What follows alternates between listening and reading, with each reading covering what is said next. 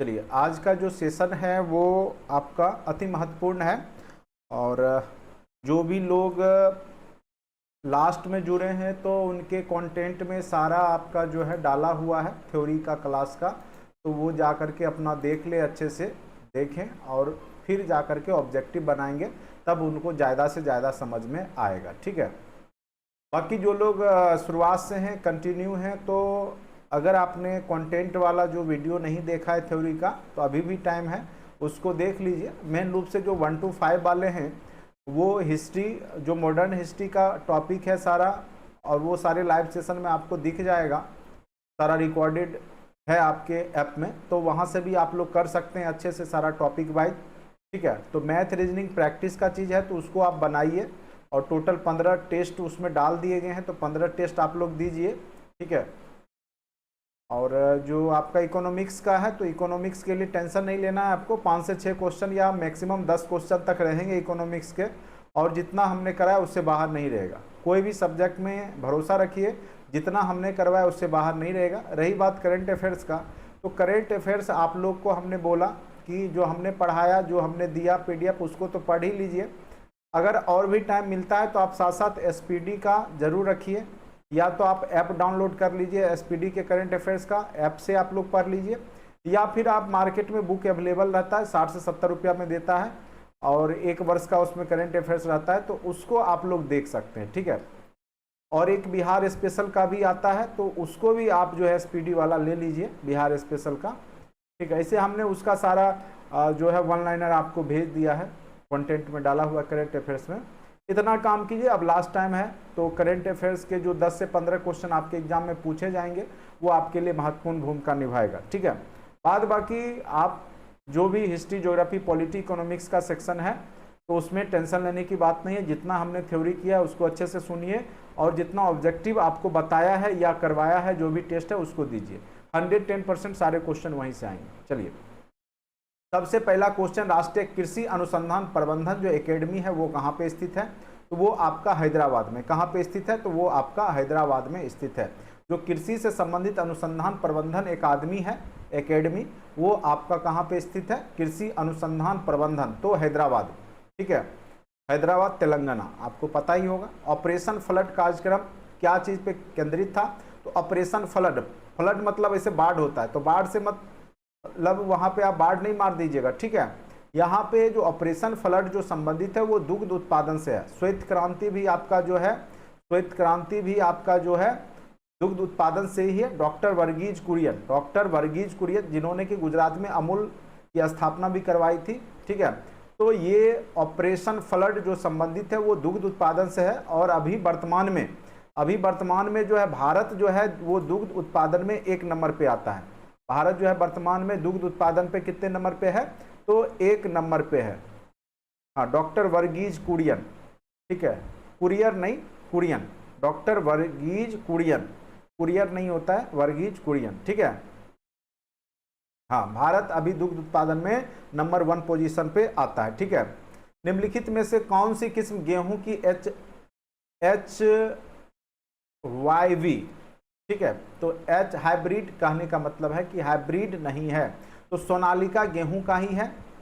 ठीक है। रत्ना जो है आप, कल्याण सोना भी आपका जो है गेहूं का ही, रत्ना जो है आपका जो है गेहूं का नहीं है, ये चावल का है। तो रत्ना जो है किस्म का गेहूं की HIV जो हाइब्रिड बीज नहीं है, तो याद रखिएगा रत्ना। खाद्य एवं कृषि संगठन का मुख्यालय कहाँ? जब भी खाद्य से रिलेटेड हो, फूड से रिलेटेड हो, कोई भी संस्था अगर अंतर्राष्ट्रीय स्तर पे बात करे तो पेरिस को ले जाना है। ठीक है। सॉरी, पेरिस नहीं, इटली की राजधानी रोम को ले जाना है। ठीक है। यूरोप का इंडिया, यूरोप का भारत, इटली को ही कहा जाता है, क्योंकि इटली भी कृषि प्रधान देश है। इटली भी क्या है? जहाँ की आपकी सोनिया गांधी हैं, इटली भी क्या है आपका जो है, इटली क्या है आपका? तो कृषि प्रधान है। ठीक है। कृषि प्रधान देश है। तो भारत जिस प्रकार से कृषि प्रधान है, उसी प्रकार से यूरोप का भारत जो है आपका इटली को ही कहा जाता है।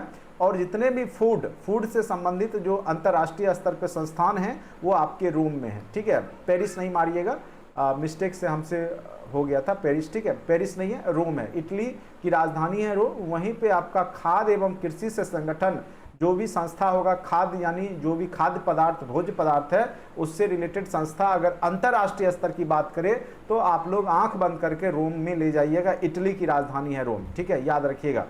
राष्ट्रीय कृषि विपणन संस्थान, कृषि विपणन यानी कृषि से संबंधित जो व्यापार होता है, विपणन होता है, खरीद बिक्री, उसका संस्थान कहाँ पे स्थित है?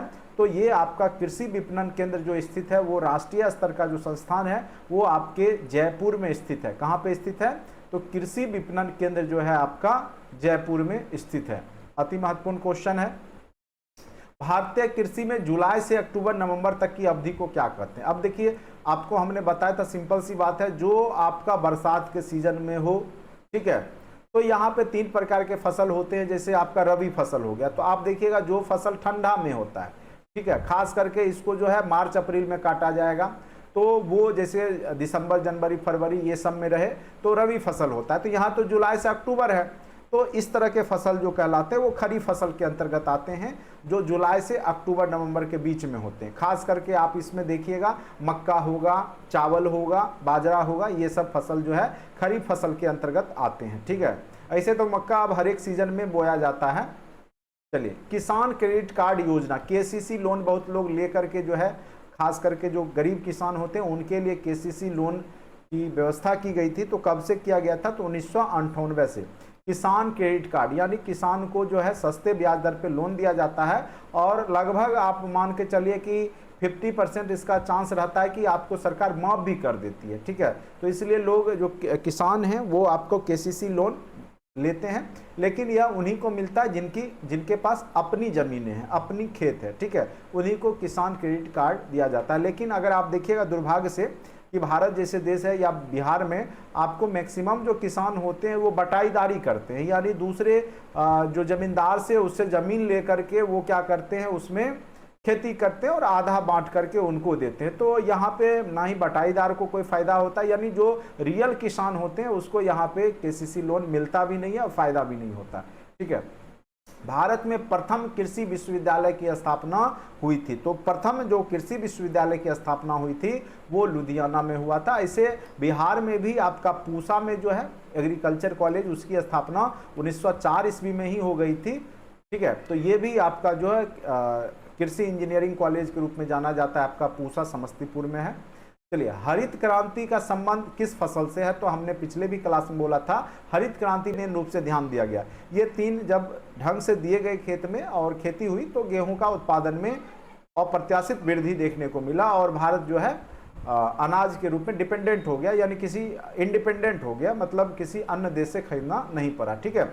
तो मुख्य फसल यहाँ पे याद रखिएगा गेहूं, चावल कभी नहीं मारिएगा, ठीक है, गेहूं ही था। और इसका मेन रूप से जो हरित क्रांति हुई वो आपका जो उत्तर पश्चिम जो राज्य है भारत का उसी में हुआ था। खास करके आप देखिएगा तो पंजाब में, हरियाणा में और राजस्थान में यहीं पे हरित क्रांति देखने को मिला। बिहार जैसे राज्य में हरित क्रांति कभी नहीं आई, ठीक है, कभी नहीं हुआ बिहार में हरित क्रांति। इसीलिए तो आप देखते होंगे कि बिहार में आज भी उपज उतना नहीं है। उसके पीछे कई रीजन है। अगर आप पढ़ना चाहते हैं तो एग्रीकल्चर हमने पढ़ाया हुआ है, बीपीएससी का जो आपका बिहार स्पेशल का जो टॉपिक है उसमें आप देखिएगा, तो कृषि से संबंधित हमने पूरे अच्छे से बताया है, ठीक है। चलिए, न्यूनतम समर्थन मूल्य क्या होता है? मिनिमम सपोर्टिंग प्राइस निम्नलिखित में से किस कारक पर विचार नहीं किया जाता है, ठीक है। तो एक निर्धारण किया जाता है किसानों को उससे कम मूल्य नहीं मिले, ठीक है। तो उत्पादन लागत पर तो विचार होगा ही कि आखिर उसको उपजाने में कितना खर्च लगता है, ठीक है। उसके बाद अंतर्राष्ट्रीय एवं घरेलू बाजार में उसकी क्या कीमत की क्या प्रवृत्तियां हैं, ठीक है, इसको भी देखा जाता है। निर्वाह व्यय सूचकांक, ये नहीं कि आप कितना में जी रहे हैं, निर्वाहन कर रहे हैं, उससे मतलब नहीं है इसको। अगर आप 10 रुपया में निर्वाह कर रहे हैं इसका मतलब नहीं है कि गेहूं का रेट 2 रुपये केजी हो जाएगा, ठीक है। तो कहने का अर्थ है कि इससे कोई मतलब नहीं है, ये यहाँ पे डिपेंडेंट नहीं करता है इस कारक पर। न्यूनतम समर्थन मूल्य जो है निर्धारण नहीं होता निर्वाह व्यय सूचकांक पे, ठीक है। निर्वाह मतलब आपका जीवन निर्वाह का जो खर्च है उस पे आपका जो है लागत मूल्य या समर्थन मूल्य जो होता है न्यूनतम एमएसपी वो डिपेंड नहीं करता है। उम्मीद करते हैं आप लोग को अच्छे से समझ में आ रहा होगा, ठीक है। अगर आप लोग जो है बीपीएससी के लिए 69 बीपीएससी आज लास्ट डेट है फॉर्म भरने का। तो जो लोग अधिकारी बनने का सोच रहे हैं और उनको लगता है कि आप कर सकते हैं, और देखिए सोचने से मेहनत करेंगे तो निश्चित तौर पे सफलता मिलती है, ठीक है। तो जो लोग जुड़ना चाहते हैं वो भी जुड़ सकते हैं। साथ साथ हमारे यहाँ जो बिहार पुलिस, जो भी लोग, कई लोग बिहार पुलिस से भी का भी तैयारी करना चाहते हैं तो वो भी जुड़ सकते हैं। बिहार पुलिस मात्र 599 में ही क्रैश कोर्स करवाया जाएगा, चूँकि आपका जो है अगले मंथ में ही आपका एग्जाम है सितंबर में, ठीक है। तो अभी तो आप लोग का कोर्स चल रहा है, लेकिन आगे जब आपका कंप्लीट होता है तो विशेष रूप से उस पर आपको रिकॉर्डेड सेशन और सारा जो वीडियो लेक्चर है वो, प्लस आपका जो है जितना भी एक मंथ का टाइम बचेगा तो उसमें आपका लाइव सेशन लेकर के पूरा जो है क्रैश कोर्स करवाया जाएगा। मात्र 599 है। जो लोग जुड़ना चाहेंगे या आसपास के लोग कोई पूछेंगे तो ज़रूर बताएंगे हमारे संस्थान के बारे में, ठीक है। चलिए, और जो लोग बीपीएससी से जुड़ना चाहते हैं वो भी जुड़ सकते हैं। इसमें आपका जो है प्री मेंस इंटरव्यू कंबाइंड रूप से ये तीनों बैच होता है, चूंकि मेंस ज़रूरी होता है, प्री तो आप निकाल भी लेंगे, जितना हमने बताया उस पर भी अगर आप थोड़ा बहुत ध्यान दीजिएगा तो निकल सकता है, ठीक है। लेकिन मेंस मेन होता है, तो मेंस के लिए जो है पहले से ही बैच करना पड़ता है, पहले से ही तैयारी करनी पड़ती है, क्योंकि मेंस में टाइम लगता है, ठीक है। तो प्री मेंस इंटरव्यू तीनों मिला करके कोर्स है, वो भी आप बाय कर सकते हैं मात्र 2500 में, ठीक है। तो जिनको चाहिए होगा वो जुड़ सकते हैं, क्लास स्टार्ट है वहाँ पर भी। चलिए, न्यूनतम समर्थन मूल्य का निर्धारक है। न्यूनतम आपको हमने बताया था कृषि लागत एवं जो मूल्य आयोग है, अति महत्वपूर्ण क्वेश्चन है, VBI है, यहाँ से निश्चित तौर पे आपके एग्जाम में क्वेश्चन पूछे गए, इसीलिए बार बार ये क्वेश्चन आ रहा है आपको, ठीक है। भारत का वह राज्य जो अनाज उत्पादन में अधिकतम अंशदान देता है, तो देखिए क्षेत्रफल की दृष्टि से आपका यूपी सबसे बड़ा है, तो स्वाभाविक सी बात है कि अनाज उत्पादन में अधिकांश अंश आपका यूपी का ही देगा। लेकिन उत्पादकता की बात करेंगे, सबसे ज्यादा उत्पादकता किस राज्य का है, तो वो पंजाब का है। किसका है, तो पंजाब का है। तो अति महत्वपूर्ण यहाँ से क्वेश्चन हो गया कि अगर पूछे कि अनाज उत्पादन में अधिकतम अंशदान कौन करता है, तो याद रखिएगा यूपी करता है, क्योंकि यूपी क्षेत्रफल के दृष्टिकोण से भी आपका क्या है, बड़ा राज्य है। तो स्वाभाविक सी बात है, जो बड़ा राज्य है और वहाँ की मिट्टी भी उपजाऊ है, यूपी का भी खेती अच्छा है, तो इसीलिए आपका यहाँ पे अधिकतम अंशदान जब पूछे तो उत्तर प्रदेश। अगर उत्पादकता पूछे कि प्रति हेक्टेयर कहाँ पे है, तो आपका पंजाब हरियाणा का उत्पादकता ज़्यादा है, क्योंकि वहाँ पे हरित क्रांति हुई थी और हरित क्रांति से वहाँ पे बहुत ज़्यादा प्रभाव देखने को मिला। चलिए नेक्स्ट क्वेश्चन पे आते हैं।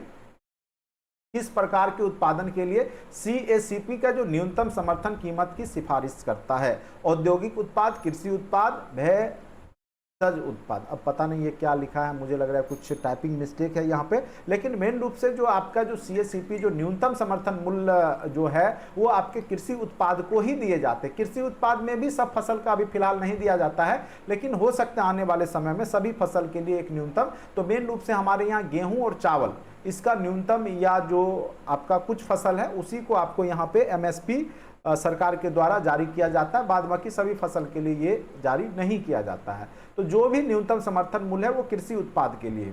विश्व में दुग्ध उत्पादन में क्षेत्र का भारत का स्थान कौन सा है, तो ये अति महत्वपूर्ण क्वेश्चन है, VBI क्वेश्चन है कि भारत दुग्ध उत्पादन में आपका 1 नंबर पे आता है। भारत में निम्नलिखित में से कौन सा एक उत्पाद सामान्यतः निर्यात नहीं किया जाता है, ठीक है, जो भारत से दूसरे देशों में निर्यात नहीं किया जाता है, ठीक है। यानी हमारे पास खुद आयात ही थोड़ा बहुत करना पड़ता है, उतना उपज नहीं होता है।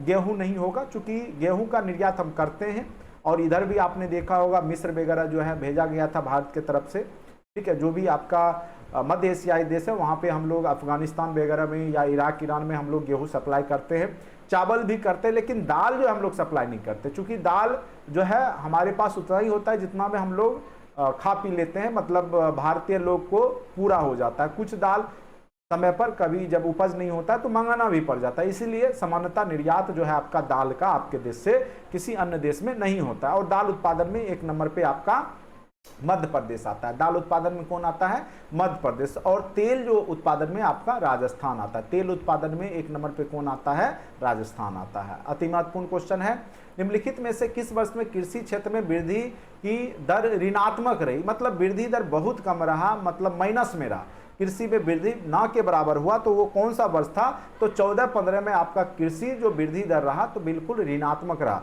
14-15 में जो है आपका कृषि वृद्धि दर क्या रहा, ऋणात्मक रहा।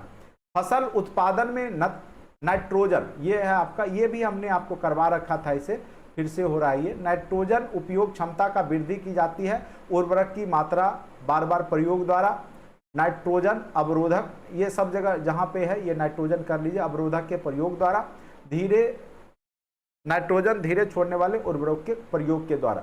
तो ये सभी इसका आंसर हो जाएगा, उपरोक्त सभी। निम्नलिखित में से किस प्रांत में सोयाबीन खेती का अंतर्गत जो सर्वाधिक क्षेत्र है, तो मध्य प्रदेश में आपका सर्वाधिक जो सोयाबीन की खेती होती है वो आपका मध्य प्रदेश में होता है। इंद्रधनुषीय क्रांति क्या चीज है, तो इंद्रधनुष में सभी कलर हो गया, तो हरित क्रांति, नीली क्रांति, श्वेत क्रांति। इंद्रधनुष में 7 रंग होते हैं, आपको पता ही होगा नहीं, तो यहाँ पे हरित क्रांति, श्वेत क्रांति, नीली क्रांति। तो इंद्रधनुषीय क्रांति का मतलब हुआ सभी प्रकार के क्रांति को जब कंबाइंड कर देते हैं तो उसको हम क्या बोलते हैं, इंद्रधनुषीय क्रांति। इसलिए इसका आंसर हो जाएगा इनमें सभी। मिश्रित कृषि में सम्मिलित क्या होता है, विभिन्न फसलों को योजनाबद्ध तरीके से उत्पादन, रबी के साथ साथ खरीफ फसलों, कई तरह के फसलें उगाना और साथ साथ पशुपालन भी करना। ठीक है, तो ये आ जाता है कि आप जब पशुपालन भी साथ साथ करते हैं और करना भी चाहिए। अगर किसान है मेन रूप से, प्योर रूप से, तो आप जब तक और भी अन्य पेशा नहीं अपनाएंगे तो किसानी पे डिपेंडेंट नहीं रह सकते हैं। ठीक है, तो साथ साथ जो है आपका समेकित कृषि भी उसको बोला जाता है।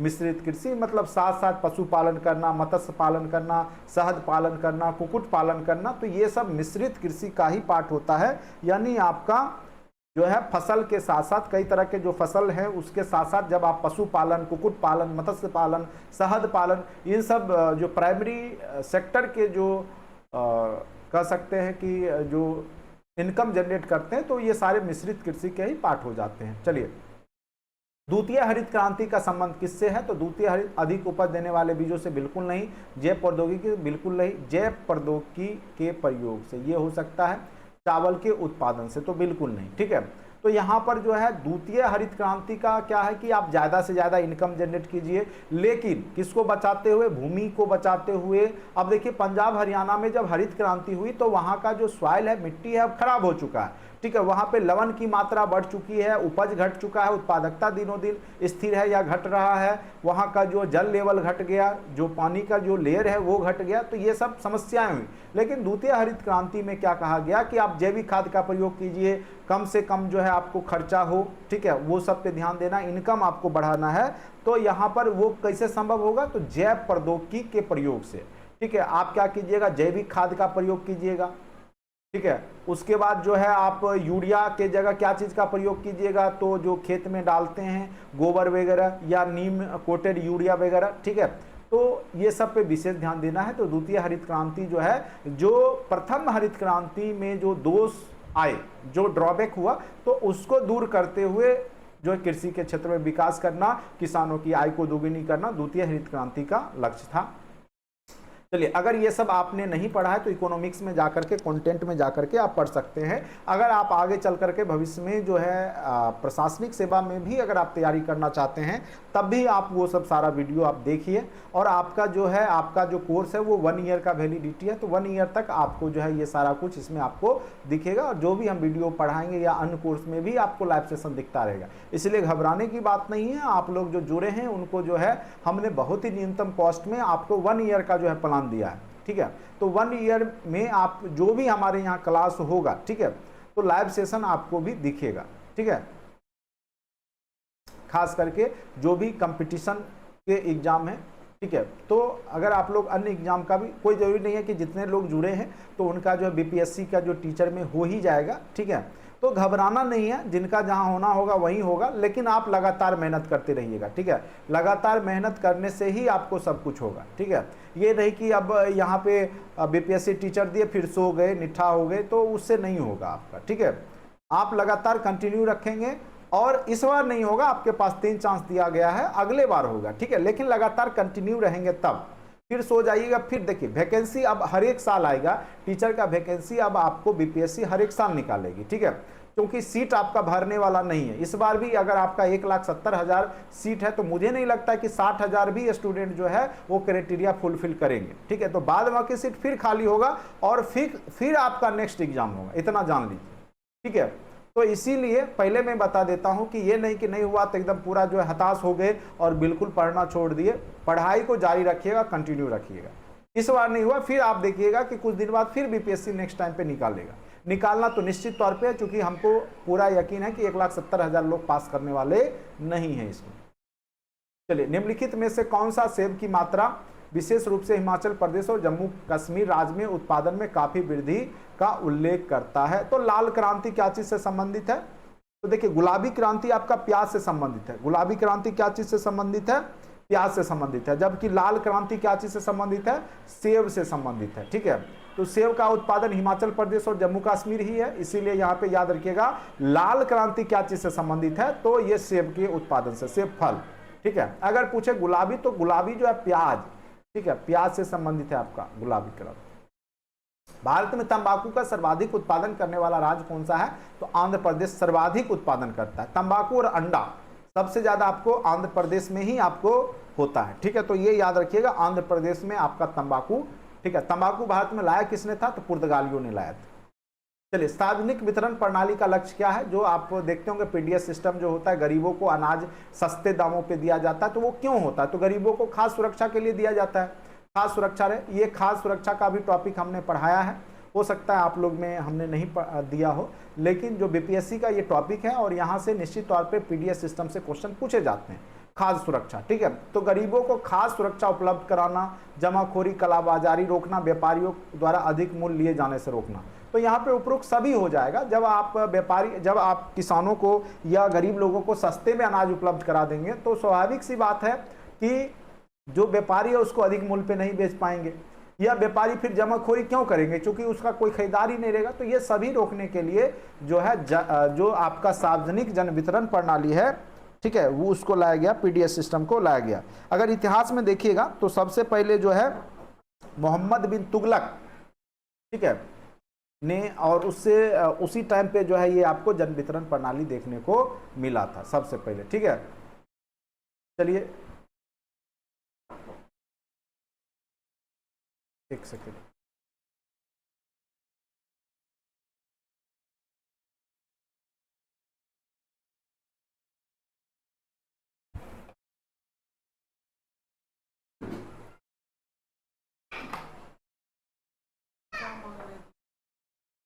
कर देंगे बाद में, उसको बोल लो।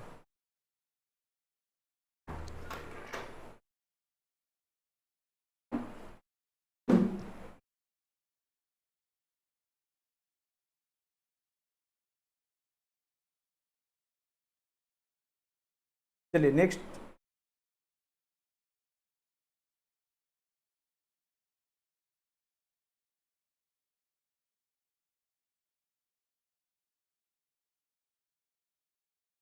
प्रजापति कुमार बोल रहे हैं कि डीलर हैं हम। अच्छा ठीक है, तो कुछ गेहूं चावल इधर भी गरीब मास्टर सबको ही पहुंचा दीजिए। ठीक है, और भी लोग डीलर हैं क्या क्लास में? पीडीएस सिस्टम से जुड़े हैं, ठीक है, अनाज भी कम तोलते होंगे, कुछ कमीशन भी बचा लेते होंगे, नहीं? चलिए, अनाज अच्छा से बताइएगा सर, अनाज बचाइएगा।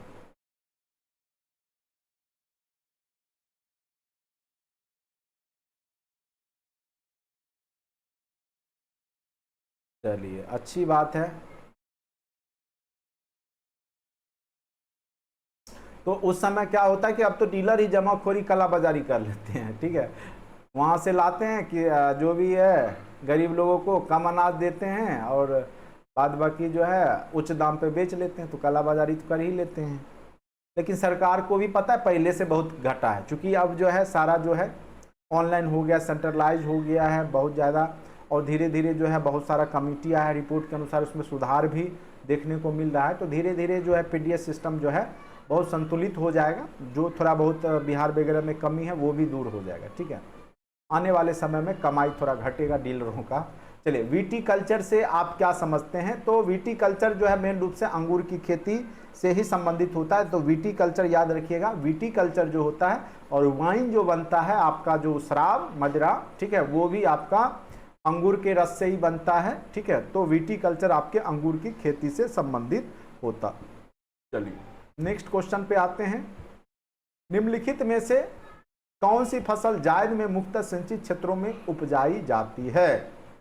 जायद फसल है और खास करके सिंचित क्षेत्र जहां पे पानी है वहीं पे उपजेगा।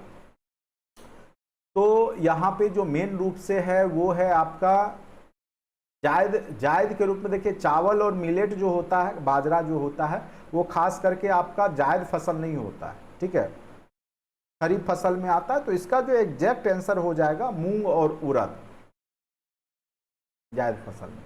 मध्य प्रदेश विशालतम उत्पादक है, अभी तुरंत हमने बताया था दलहन का। दाल कहाँ पे सबसे ज्यादा होता है, तो वो मध्य प्रदेश में ही होता है। भारत के किन राज्यों में गन्ना सबसे ज्यादा पैदा होती है? ऑप्शन दोनों दे दिया है तो इसीलिए मार देंगे, उत्तर प्रदेश और महाराष्ट्र, ठीक है। चीनी उत्पादन में महाराष्ट्र 1 नंबर पे है, जबकि गन्ना उत्पादन में आपका यूपी 1 नंबर पर आता है। निम्नलिखित में से किस फसल में उत्तर प्रदेश भारत में सबसे बड़ा उत्पादक नहीं है? ठीक है, तो देखिए गन्ना में तो है ही, आपका आलू में भी है, ठीक है, गन्ना और आलू में आपका यूपी है, लेकिन चावल में 1 नंबर पे पश्चिम बंगाल आता है, ठीक है, तो इसलिए ये नहीं होगा। मसालों का बागान कहा जाने वाला राज्य आपको पता ही होगा, केरल क्या है, मसालों का बागान है। सबसे ज्यादा जो है मसाले का बागान कहाँ पे है, तो केरल में ही है, ठीक है, केरल।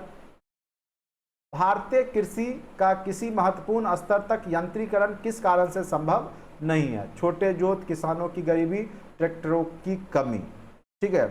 तो यहाँ पे यांत्रिकरण मतलब जो है मशीन का जो उपयोग नहीं हो रहा है। तो मेन कारण क्या है भारतीय कृषि में? तो आपको ये जब आप कृषि वाला चैप्टर पढ़िएगा तो उसमें हमने बताया है कि जो छोट का आकार है वो क्या है, भारत में जोत है छोटा छोटा है, क्योंकि किसान क्या है, किसानों की संख्या यानी जैसे आबादी ज़्यादा है तो खेत बट जाता है। तो 1 बीघा का प्लॉट है तो उसको 4 भाई है तो 4 भाग में बट गया। अब 5-5 कट्ठे का हिस्सा हो गया तो वो अच्छे से उस पर डिपेंडेंट होकर खेती नहीं कर पाता है, तो वहाँ पे वो यंत्र का प्रयोग नहीं करेगा।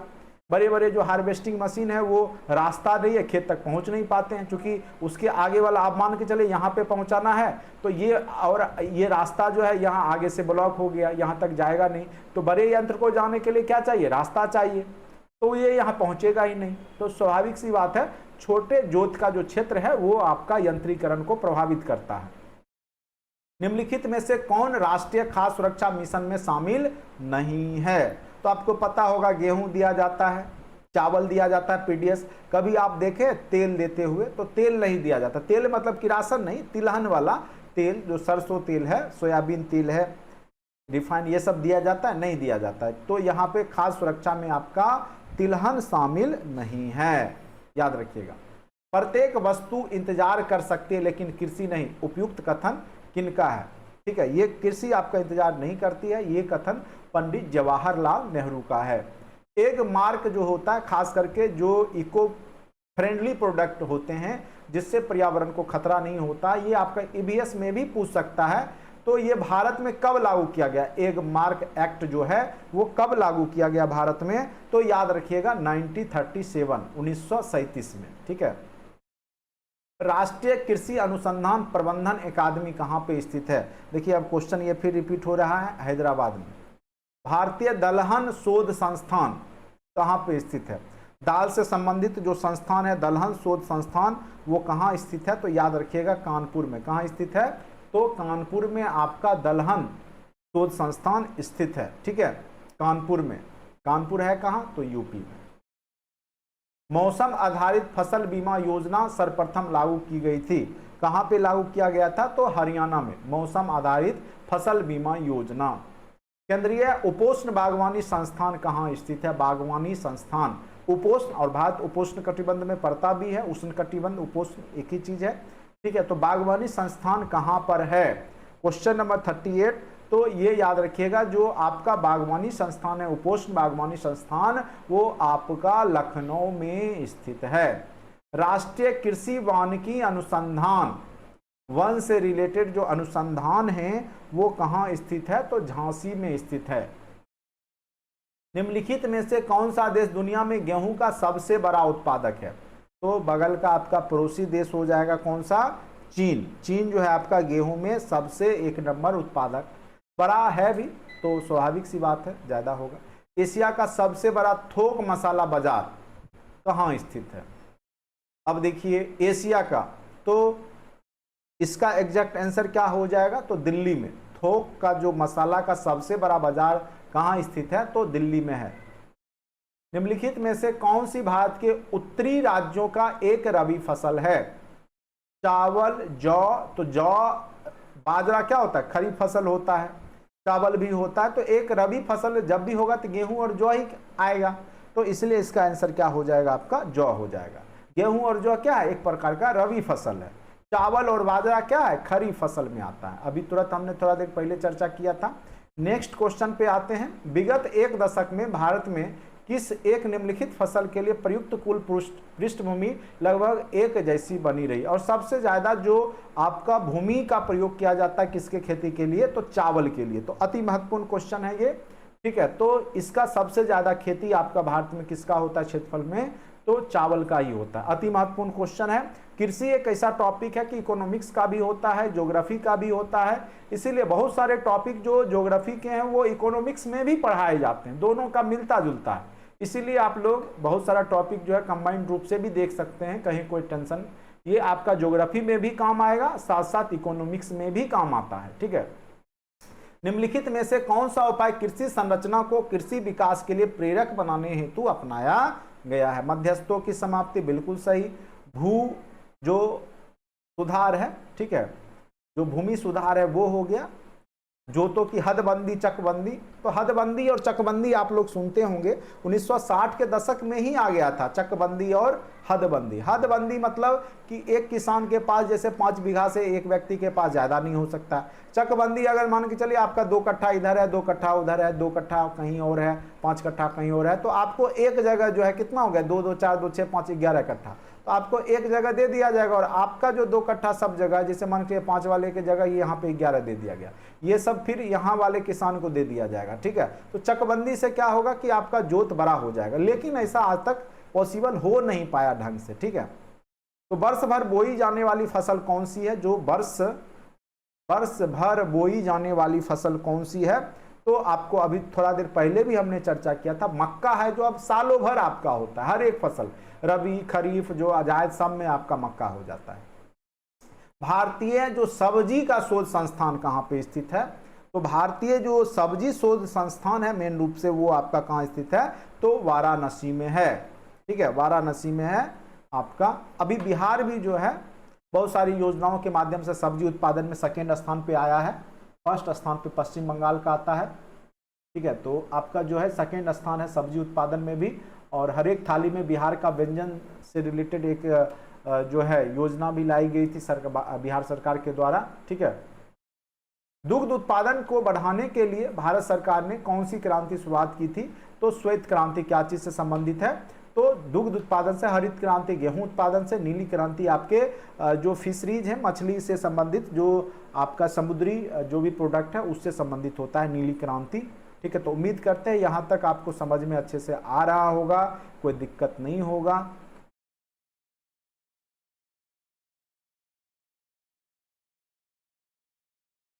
देखिए अभी जो हम पढ़ा रहे हैं ना आपको, तो निश्चित तौर पे ये सब क्वेश्चन आपके एग्जाम में पूछे जाएंगे, ठीक है। तो आप लोग एकदम जुड़े रहिए, मेहनत करते रहिए। अंतिम समय अंत भला तो सब भला होने वाला है, ठीक है। अंत भला तो सब भला, ठीक है। और हमने लगातार आपको जो शुरुआत में जुड़े होंगे आपने देखा होगा लगभग कंटिन्यू क्लास रहा है, और अब जाकर के आपका क्लास जो है बहुत ज़्यादा हद तक कंप्लीट हो चुका है, ठीक है। अब कहिएगा जनरल कंपटीशन का, तो आज तक किसी का भी कोर्स कंप्लीट नहीं होता है जनरल कंपटीशन, इतना याद रखिएगा। जनरल कंपटीशन क्या होता है कि एक अपने आप में एक समुद्र है, एक कह सकते हैं, ठीक है। तो इसमें आप कहिएगा कि खत्म हो जाएगा, अगर हम पूरे साल भी आपको पढ़ाते रहेंगे तब भी आपका जो खत्म नहीं होगा। लेकिन आपका जो सिलेबस है 98% 99% तक लगभग जहां से क्वेश्चन पूछे जाएंगे वो कवर हो चुका है। 1-2% में वो क्वेश्चन कुछ भी पूछ देगा, ठीक है। बिल्कुल पढ़ सकते हैं, क्यों नहीं पढ़ेंगे? हिस्ट्री पॉलिटी वाले पढ़िए, क्वेश्चन हो सकता है पूछा जाए। 40 नंबर तो आपका कंबाइंड है, कॉमन है। इसीलिए हमने बोला जितने भी कंटेंट में वीडियो है, चाहे 1 to 5 वाले हों, चाहे 9-10th वाले हों, पूरा देख लीजिए अच्छे से। कोई भी सब्जेक्ट है, कोई मायने नहीं रखता। बीपीएससी है, वो आपको घुमाएगा, आपका ओवरऑल चेक करेगा ही वो किसी ना किसी रूप में, या तो 40 नंबर में या आपका जो है हाँ, अब ये आपका इकोनॉमिक्स कंप्लीट होता है तो कल से आपका साइंस ही होगा। साइंस वाले भी छोड़ेंगे नहीं, आप लोग घबराइए नहीं। कल से आपका लगातार जो है फिजिक्स ऑब्जेक्टिव कराएंगे, 3 क्लास फिजिक्स का होगा और 3-4 क्लास आपका जो है बायोलॉजी का होगा, ठीक है। बस लगातार कंटिन्यू चलेगा आपका, फिर आपका 15 से फिर लगातार आपका हिंदी पढ़ा देंगे, फिर आपका कंप्लीट हो जाएगा, ठीक है। इसीलिए घबराइए नहीं, जितना है वो सारा होगा।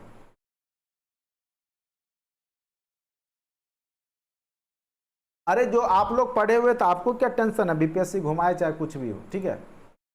घुमाने का मतलब हम बोल रहे हैं कहीं से भी क्वेश्चन पूछ सकता है बीपीएससी, ठीक है। डरने की क्या बात है, डरता वो है जो युद्ध की तैयारी पहले से करके नहीं रखता है। आप लोग तो तैयार हैं, आप लोग तो तैयारी किए हैं, डरने की क्या बात। वहां गोली थोड़े चल रहा है।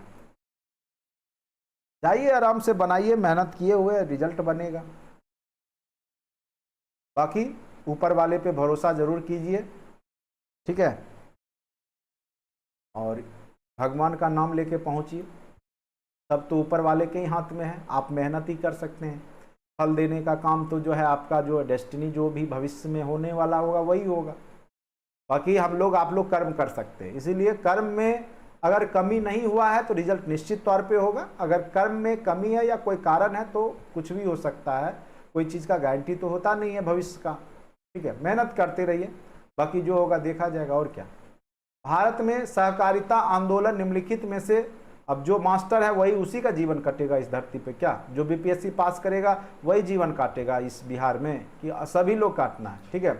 इसलिए टेंशन लेने की बात तो बिल्कुल नहीं है, डरने की भी बात नहीं है। पॉजिटिव सोचिए, ऊपर वाले पे भरोसा रखिए, अपने कर्म किया है, कर्म में कमी मत छोड़िए, कर्म करते रहिए। अभी आपके पास टाइम है, 7 घंटा 6 घंटा लगातार कंटिन्यू पढ़ाई कीजिए। जितना एक लेबर भर दिन में मजदूरी, एक मजदूर मजदूरी करता है 8 घंटे और आप उसको बदले में 400 रुपया देते हैं। आप सोच लीजिए, अभी से आपको 400 रुपया मिल रहा है और आपको 8 घंटे काम करने हैं, और आपको अभी 3 महीने आपने काम किया है तो आप 12,000 के मंथली से जोड़ लीजिए, ठीक है। और आपको जो है 50,000 रुपया जो है मान के चलिए आप कमाई करते, 8 घंटा मेहनत करते, तो आप 50,000 में 50,000 के मंथ वाला नौकरी जो पा रहे हैं, ठीक है। और जीवन भर की बात है तो आप क्यों नहीं इतना मेहनत करते। एक लेबर 8 घंटा मेहनत करता है तो 400 रुपया उसको मिलता है, और उसका भविष्य कोई सिक्योर नहीं होता है, जितना दिन काम करेगा उतना ही मिलेगा। और आप अगर 3 महीना जो है अगर 8-8 घंटे मेहनत किए होंगे तो आप अगर कमाते लेबर के हिसाब से तो आप 50,000 कमाते मान के चलिए, और 50,000 अगर आप सेविंग कर लेते। लेकिन अगर आपने इतना मेहनत किया है पढ़ाई लिखाई में 8 घंटे, तो आपका जीवन ये 1 महीना में आप कमा लीजिएगा 50,000, ठीक है। आपकी इतनी सैलरी होगी, तो सोचना तो आपको है, या तो जीवन भर खटिए या आपको जो 20 दिन बचा है उसमें खट लीजिए, आपको सोचना है, ठीक है। अभी भी टाइम है, अभी भी कुछ नहीं गया, 15 दिन काफ़ी होते हैं। जितना कंटेंट है उसको बार बार देख लीजिए, सुन लीजिए। नहीं कैसे रिजल्ट बनेगा, बनना तो है ही, लेकिन शरीर बचाइएगा, सोइएगा पूरा, मतलब 24 घंटा में पढ़िएगा 3 घंटा, तो उससे नहीं होगा। अभी जो टाइम बचा है कम से कम आप 12 घंटे टाइम दीजिए, 12 घंटा पढ़ाई पे फोकस कीजिए, ठीक है। बार बार मैं इसलिए बोल रहा हूँ, ये मौका दोबारा आपको हाथ नहीं लगने वाला है। बाकी आपकी इच्छा, बहुत लोग जो है कम मेहनत में चाहते हैं, तो कम मेहनत में तो कुछ नहीं हुआ है, ना आज तक हुआ होगा आपको भी, ना ही आगे भी होगा। आप लोग सोचे होंगे सीटेट पास किए अब तो मास्टर बन गए, लेकिन क्या हो गया देखें, किस्मत यहाँ पे आपको फिर से जो है तैयारी में लगा दिया। हो सकता है कि इस बार नहीं होगा तो फिर और आगे आने वाले समय में कहीं ये ना हो कि प्री मेंस इंटरव्यू से ना गुजरना पड़ जाए आपको। तो जो मेहनत आप आगे चल करके 8 घंटा कीजिएगा फिर जो है शुरुआत से, वो अभी कर लीजिए। 15 दिन बचे हैं, अभी भी आपके पास टाइम है, पूरा पढ़िए। चलिए, भारत में सहकारिता आंदोलन निम्नलिखित में से किस क्षेत्र में सर्वप्रथम। तो सहकारी संस्थान, आपको ऑपरेटिव सोसाइटी के बारे में आप लोग जानते होंगे। तो मेन रूप से इसका जो कृषि विपणन, कृषि साख, तो इसका जो मेन रूप से जो है कृषि साख में ही यहाँ पे कोऑपरेटिव सोसाइटी का जो है यहाँ पे शुरुआत किया गया था, यानी लोन, कृषि संबंधित लोन देने में। भारत में कॉफी की खेती के लिए सबसे उपयुक्त क्षेत्र कॉफी कहाँ पे होगा, दक्षिण का पठार जो आपका कॉफी की खेती भारत में कहाँ पे होगी? कर्नाटक में ही होगी, ठीक है। तो सिंधु गंगा के घाटी मैदान में होगा? नहीं होगा। कच्छ का रण गुजरात में होगा? नहीं होगा। कहाँ पे होगा? दक्षिण का जो पठारी एरिया है वहीं पे कॉफी की खेती की जाती है, तो इसका आंसर हो जाएगा दक्षिण का पठार। HYV मतलब हो गया हाइब्रिड कार्यक्रम को भारत में डैश कहा जाता है, श्वेत क्रांति, नव कृषि नीति, पारंपरिक कृषि, ठीक है। HYV कार्यक्रम जो होता है, तो श्वेत क्रांति तो आपका दुग्ध से संबंधित है, तो उसको हम लोग हरित क्रांति या नव कृषि नीति कहते हैं। HYV कार्यक्रम यानी जब हाइब्रिड का प्रयोग किया गया, ठीक है। चलिए नेक्स्ट क्वेश्चन पे आते हैं। डॉक्टर नॉर्मन ई बोरलॉग किस देश से थे? डॉक्टर जो कि विश्व के हरित क्रांति के जनक कहे जाते हैं, ये मैक्सिको के थे। कहाँ के थे? तो यहाँ पे अमेरिका लिखा हुआ है। डॉक्टर नॉर्मन ई बोरलॉग, थोड़ा सा मैं ये कंफर्म हो लेता हूँ, ठीक है।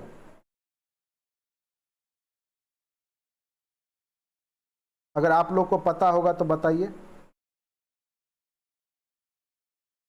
डॉक्टर ई नॉर्मन बोरलॉग किस देश के थे? चलिए देख लेते हैं गूगल में सर्च। हाँ, अमेरिकी वैज्ञानिक ही है, अमेरिकी कृषि वैज्ञानिक ही थे, ठीक है। चलिए बोल दिया गूगल, सही है, बिल्कुल अमेरिकी ही होगा, अमेरिका का ही ये थे, अमेरिका के ही थे, ठीक है। चलिए नेक्स्ट क्वेश्चन पे आते हैं। निम्नलिखित में से कौन सा भारतीय अर्थव्यवस्था का प्राथमिक क्षेत्र? तो आपको हमने बताया था प्राइमरी सेक्टर में आपका कृषि आता है। कृषि क्या है आपका? प्राइमरी सेक्टर के अंतर्गत आता है, तो ये आपका प्राथमिक क्षेत्रक हो गया।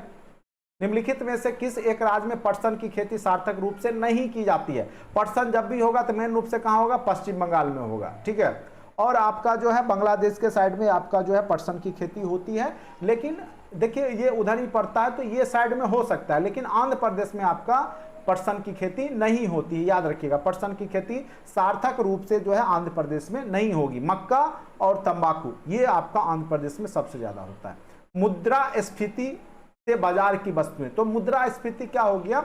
जब आपका जो मुद्रास्फीति की स्थिति में बाजार में क्या होगा कि सारी वस्तुएं क्या हो जाएगी? आपकी महंगी हो जाती है। क्या हो जाता है? महंगी हो जाती है। यानी क्या होगा कि यहां पर प्रोडक्ट की संख्या घट जाएगी और रुपया का डिवैल्यूएशन हो जाएगा। लोगों के पास जरूरत से ज्यादा जब पैसा आ जाता है तो वो स्थिति क्या होती है? मुद्रास्फीति की स्थिति हो जाती है।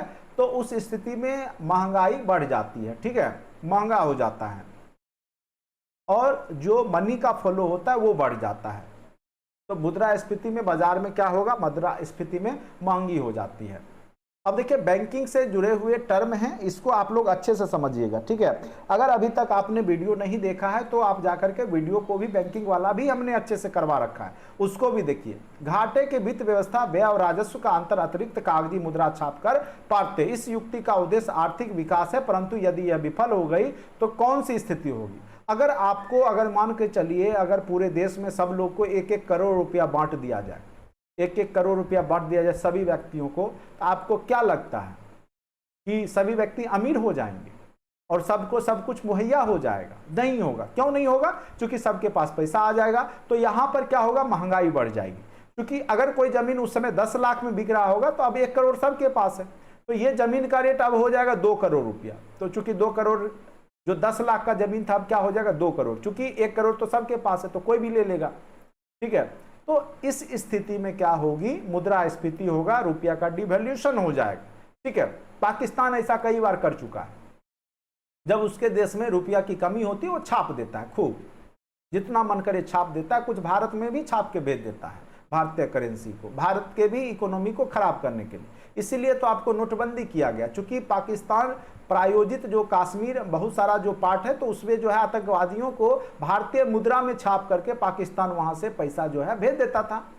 तो उसका दुरुपयोग जो आतंकवादी लोग करते हैं, आपको दे दिया, किसी को दे दिया 2-4 करोड़ रुपया, गरीब आदमी है, कभी देखा नहीं, 1-आध लाख रुपया, उसको 2-4 करोड़ मिल गया तो कोई भी सूचना देने के लिए तैयार हो गया। लेकिन वो रुपया क्या, वो तो कागज का टुकड़ा है, वो तो छाप करके कहां से आया? पाकिस्तान। पहले क्या था कि जहां से भारतीय करेंसी का जो नोट का जो कागज आता था वहीं से आपका पाकिस्तान का भी जाता था, तो दोनों का सेम मतलब जो कागज था। तो पाकिस्तान ने कई बार ऐसा काम किया। उसके बाद भारतीय जो भी समझदार नेतृत्व करता है तो उन्होंने सबसे पहले नोटबंदी किया, फिर जो है उसका जो जहां से आता था कागज उसको बंद करवाया, दूसरे जगह से फिर जो है क्वालिटी चेंज किया। तो ये सब किया जाता है। तो देखिए उस स्थिति में अगर आप अतिरिक्त कागजी मुद्रा छाप देते हैं तो यहाँ पे मुद्रास्फीति की स्थिति आएगी, महंगाई बढ़ेगी। ठीक है, स्वाभाविक सी बात है। ठीक है, चलिए, निम्नलिखित में से वह कौन सा वर्ग है जिसको मुद्रास्फीति के कारण सबसे अधिक हानि होगी? तो जो देनदार है ना, उसको बहुत ज्यादा यहाँ नुकसान होगा, क्योंकि जो लिया है कर्ज उसको सबसे ज्यादा फायदा होगा। क्योंकि जब लिया तो वहां जो है 100 रुपया में वो जो है 1 केजी टमाटर खरीद रहा था, अब क्या हो गया 4 केजी खरीद रहा था।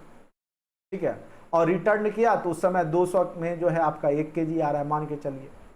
ठीक है, तो स्वाभाविक सी बात है कि यहाँ पर जो लेनदार है उसको फायदा हो गया। ठीक है, तो 100 रुपये में 4 केजी खरीद के रखा, अभी उसको जब लौटा रहा है 200 केजी में तो 1 केजी टमाटर आ रहा है। सिंपल सा मैंने एग्जांपल दिया आपको। तो स्वाभाविक सी बात है, जो कर्ज लिया था उसको फायदा हुआ ना। ये तो सरने गलने वाली बात है। अगर सोना की ही बात करें हम लोग, अगर मान के चलिए हमने 25,000 रुपया में एक भरी सोना खरीद के रख लिया, ठीक है, रुपया का डिवैल्यूएशन हो गया मार्केट में रुपया, अब जो है जो कि आपका डिवैल्यूएशन होगा तो सोना हो जाएगा 70,000 रुपया। ठीक है, ठीक है, तो हमको जो 70,000 हमको तो लौटाना 25 का बहुत पड़ेगा 30,000 ब्याज जोड़ करके लौटाएंगे। जबकि हमने 25,000 में एक भरी सोना उस समय खरीद लिया था, 10 ग्राम का सोना हमने खरीद लिया था, लेकिन अब लौटाए 30,000। तो क्या जो कर्ज दिया था वो 70,000 रुपया में 10 ग्राम सोना खरीद पाएगा? 30,000 में, सॉरी 30,000 में खरीद पाएगा? बिल्कुल नहीं। तो इस समय जो है आपको जो लेनदार मतलब जो देनदार होता है उसको नुकसान होगा, लेनदार को। तो यहाँ क्या पूछा, निम्नलिखित में से वो कौन सा वर्ग है जो मुद्रास्फीति के कारण सबसे अधिक हानि होती है? तो सॉरी, यहाँ पे लेनदार नहीं होगा, क्या हो जाएगा आपका? देनदार हो जाएगा। जो देनदार होगा, देने वाला होगा, उसको हानि होता है। लेनदार को क्या होगा? फायदा होगा। लेनदार को क्या होगा? फायदा होगा। अभी जैसे हमने एग्जाम्पल दिया, 25,000 कर्ज लिए, उसको 6 महीने के बाद और मुद्रास्फीति आया तो रुपया का वैल्यू गिर गया, अब वो 70,000 के बराबर हो गया। ठीक है, और आपको जब आप रिटर्न किए तो उसको तो बहुत ब्याज जोड़ के दीजिएगा 30,000, लेकिन वो सामान जो आपने 25,000 में खरीदा वो जो है देनदार है, वो कभी नहीं खरीद पाएगा उतने सस्ते में। ठीक है, तो कहने का अर्थ है यहाँ पर जो है जब भी मुद्रास्फीति होगा तो सबसे अधिक हानि होती है जो कर्ज देता है उसको। ठीक है, जो कर्ज लेता है वो फायदे में रहता है, इतना याद रखिएगा। मुद्रास्फीति से लाभान्वित कौन होगा? तो स्वाभाविक सी बात है, जो ऋणी है, जो कर्ज लिया है उसको फायदा होगा। उसको क्या होगा? फायदा होगा मुद्रास्फीति से। ठीक है, अब नेक्स्ट आते हैं, मुद्रास्फीति की उच्च दर, बेरोजगारी की उच्च दर एक साथ जब हो जाए, जब महंगाई बढ़ जाए और बेरोजगारी दोनों साथ साथ बढ़ जाए। अभी क्या हो रहा है? यही हो रहा है, बेरोजगारी भी बढ़ रहा है, मुद्रा का भी जो है मुद्रास्फीति, महंगाई बढ़ रहा है, रुपया का डिवैल्यूएशन हो रहा है। ठीक है, तो मुद्रास्फीति की उच्च दर और बेरोजगारी साथ साथ हो जाए तो उसको हम बोलते हैं स्टैगफ्लेशन। वो क्या कहलाता है? आपका स्टैगफ्लेशन कहलाता है। उम्मीद करते हैं कि आपको ये सब टर्म समझ में आ रहा होगा।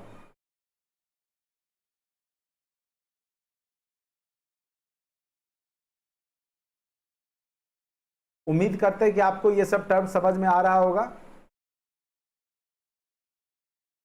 अच्छा, जूम कर दें? नहीं,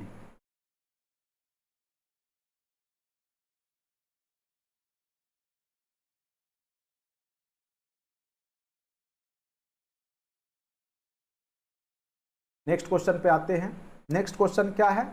निम्नलिखित में से कौन मुद्रास्फीति के नियंत्रण की विधि नहीं है? मांग पर नियंत्रण ये है, मुद्रा की पूर्ति पर नियंत्रण ये तो बिल्कुल है। ठीक है, ब्याज दर में कमी, तो देखिए इससे कोई फर्क नहीं पड़ता है क्योंकि ब्याज दर अलग होता है। ठीक है, जो ब्याज दर है जब आप ऋण लेते हैं तो उस पर जो आपको दर लिया जाता है तो इससे मुद्रास्फीति को कोई फर्क नहीं पड़ता। लेकिन फर्क किस पे पड़ता है? जब आरबीआई जो है आपका, रिजर्व बैंक ऑफ जो इंडिया है, वो जब मुद्रा पर पूर्ति पर नियंत्रण करता है तो उससे उस पर फर्क पड़ेगा। मांग पे नियंत्रण का होगा तो फर्क पड़ेगा। निम्नलिखित में कौन मुद्रास्फीति के नियंत्रण की विधि नहीं है? तो ब्याज दर में कमी आपका जो है यहाँ पर नहीं है।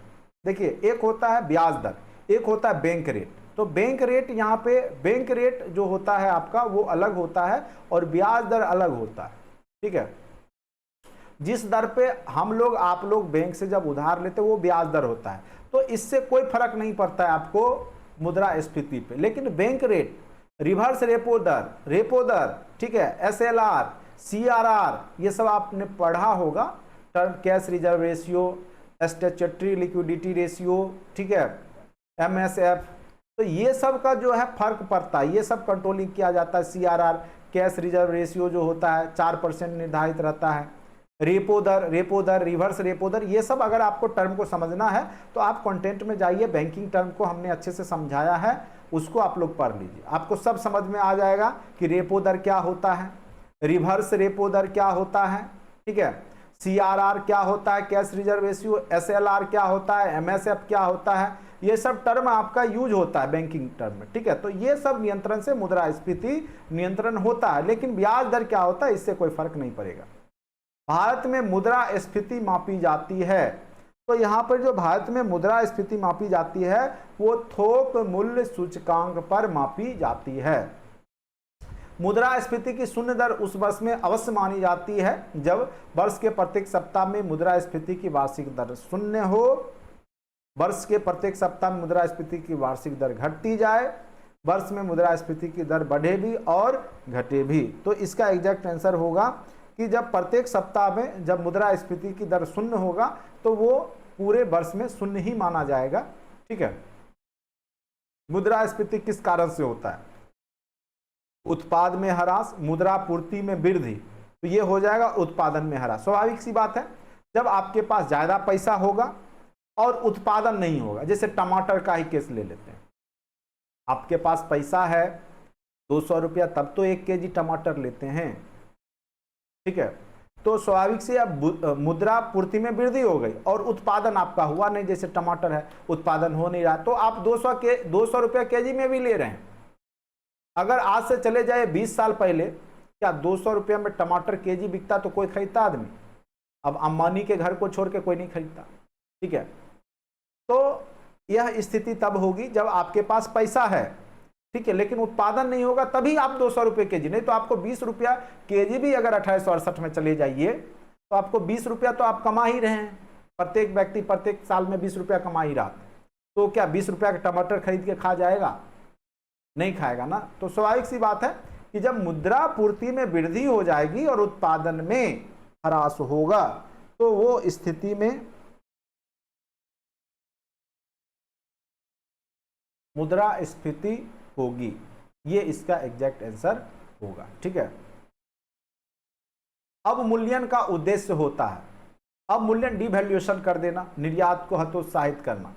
आप डिवैल्यूट कर देते हैं, रुपया का वैल्यू गिरा देते हैं, तो स्वाभाविक सी बात है कि जो विदेशी कंपनी है वो आपके या विदेशी जो लोग हैं आपसे ज़्यादा प्रोडक्ट खरीदेंगे, ठीक है। अगर मान के चलिए डॉलर अभी है 60 रुपये, मान के चलिए, और इसको हम कर देते हैं कि 80 रुपये के बराबर हो, ठीक है, $1.80, तो स्वाभाविक सी है कि भारत से जो है निर्यात ये बढ़ जाएगा, क्योंकि वो लोग को सस्ता में आएगा ना। पहले जो चीज़ वो $2 में खरीदते वो अब $1.5 में खरीदने लगेंगे, तो वो ज़्यादा वहाँ पे मंगाने लगेंगे।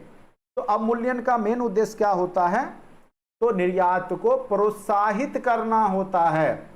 आपका जो रुपया का डिवैल्यूएशन कर दिया गया, अभी मान के चलिए 100 रुपया हो गया, पहले 60 रुपया था, तो $1 में मान के चलिए वो कोई प्रोडक्ट मंगाते, अब जो है वो जो है वही प्रोडक्ट जो है 1.5 गुना मंगाएंगे मात्र $1 में, चूंकि $1 100 के बराबर हो गया। तो स्वाभाविक सी बात है वो ज़्यादा से ज़्यादा, आप भी तब जब ज़्यादा प्रोडक्ट खरीदते हैं जब आपको सस्ता दिया जाता है, नहीं जब आप मॉल में जाते हैं, जब आपको बोलता है 50% डिस्काउंट, आप तुरंत जो है पैसा जोड़ करके खरीदना शुरू कर देते हैं, चलो भाई डिस्काउंट आया है खरीद लेते हैं। तो स्वाभाविक सी बात है उसका उद्देश्य क्या है कि निर्यात को प्रोत्साहित करना, इसीलिए उसने क्या किया, उस चीज को सस्ता किया, ठीक है। तो ये हर एक बिजनेस में होगा।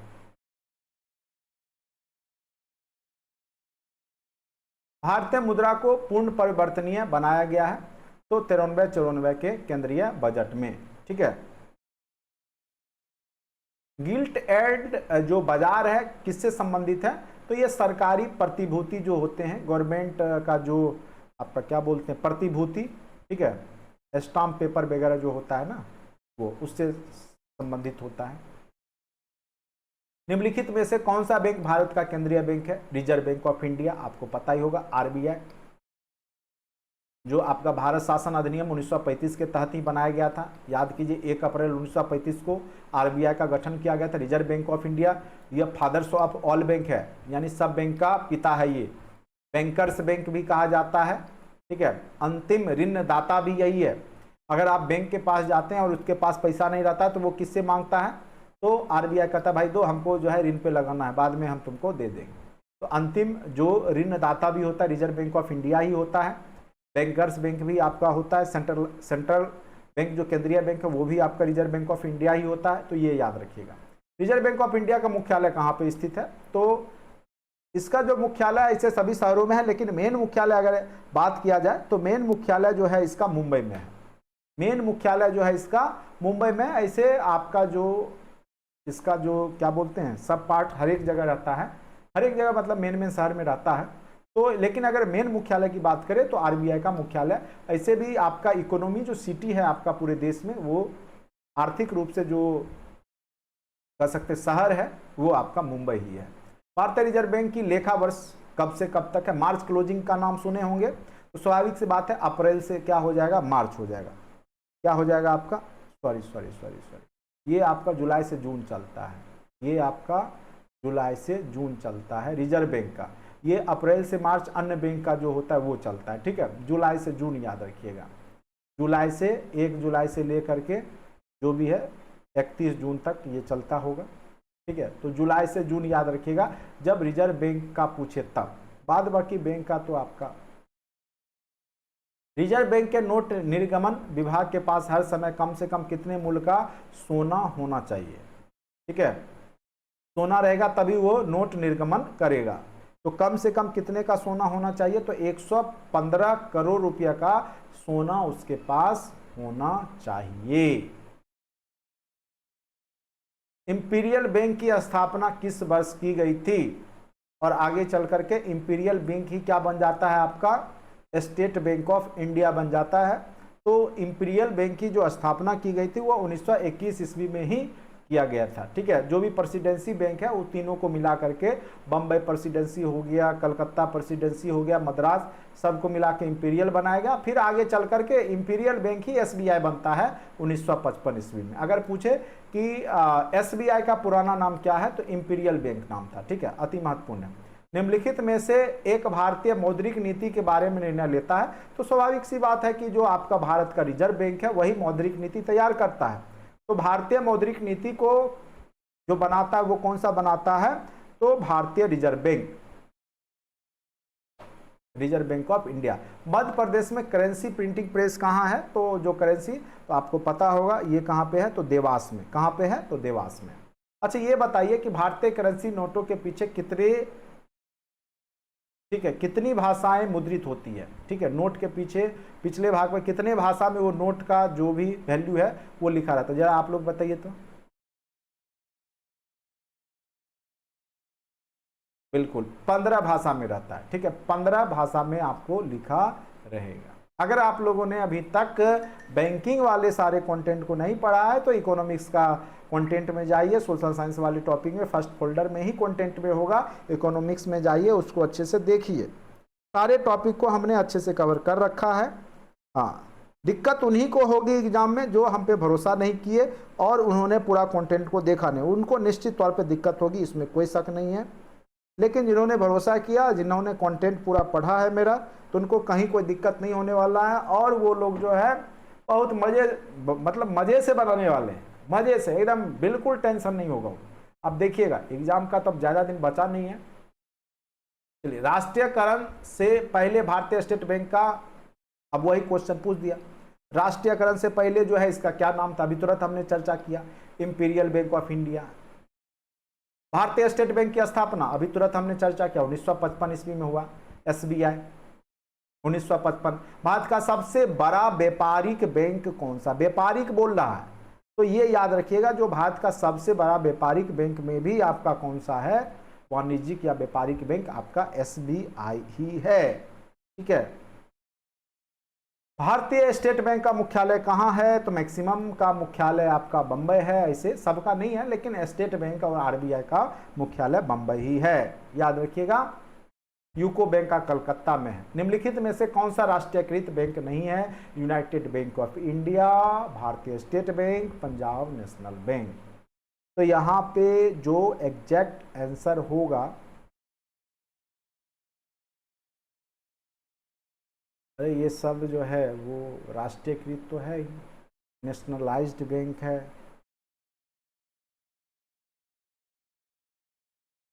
यूनाइटेड बैंक ऑफ इंडिया, ये सब का राष्ट्रीयकरण हो चुका है। कौन नहीं है? ये सभी हो जाएगा, ठीक है, ये सब को राष्ट्रीयकरण हो चुका है। भारतीय बैंकों की कहाँ अधिकतम शाखाएं हैं?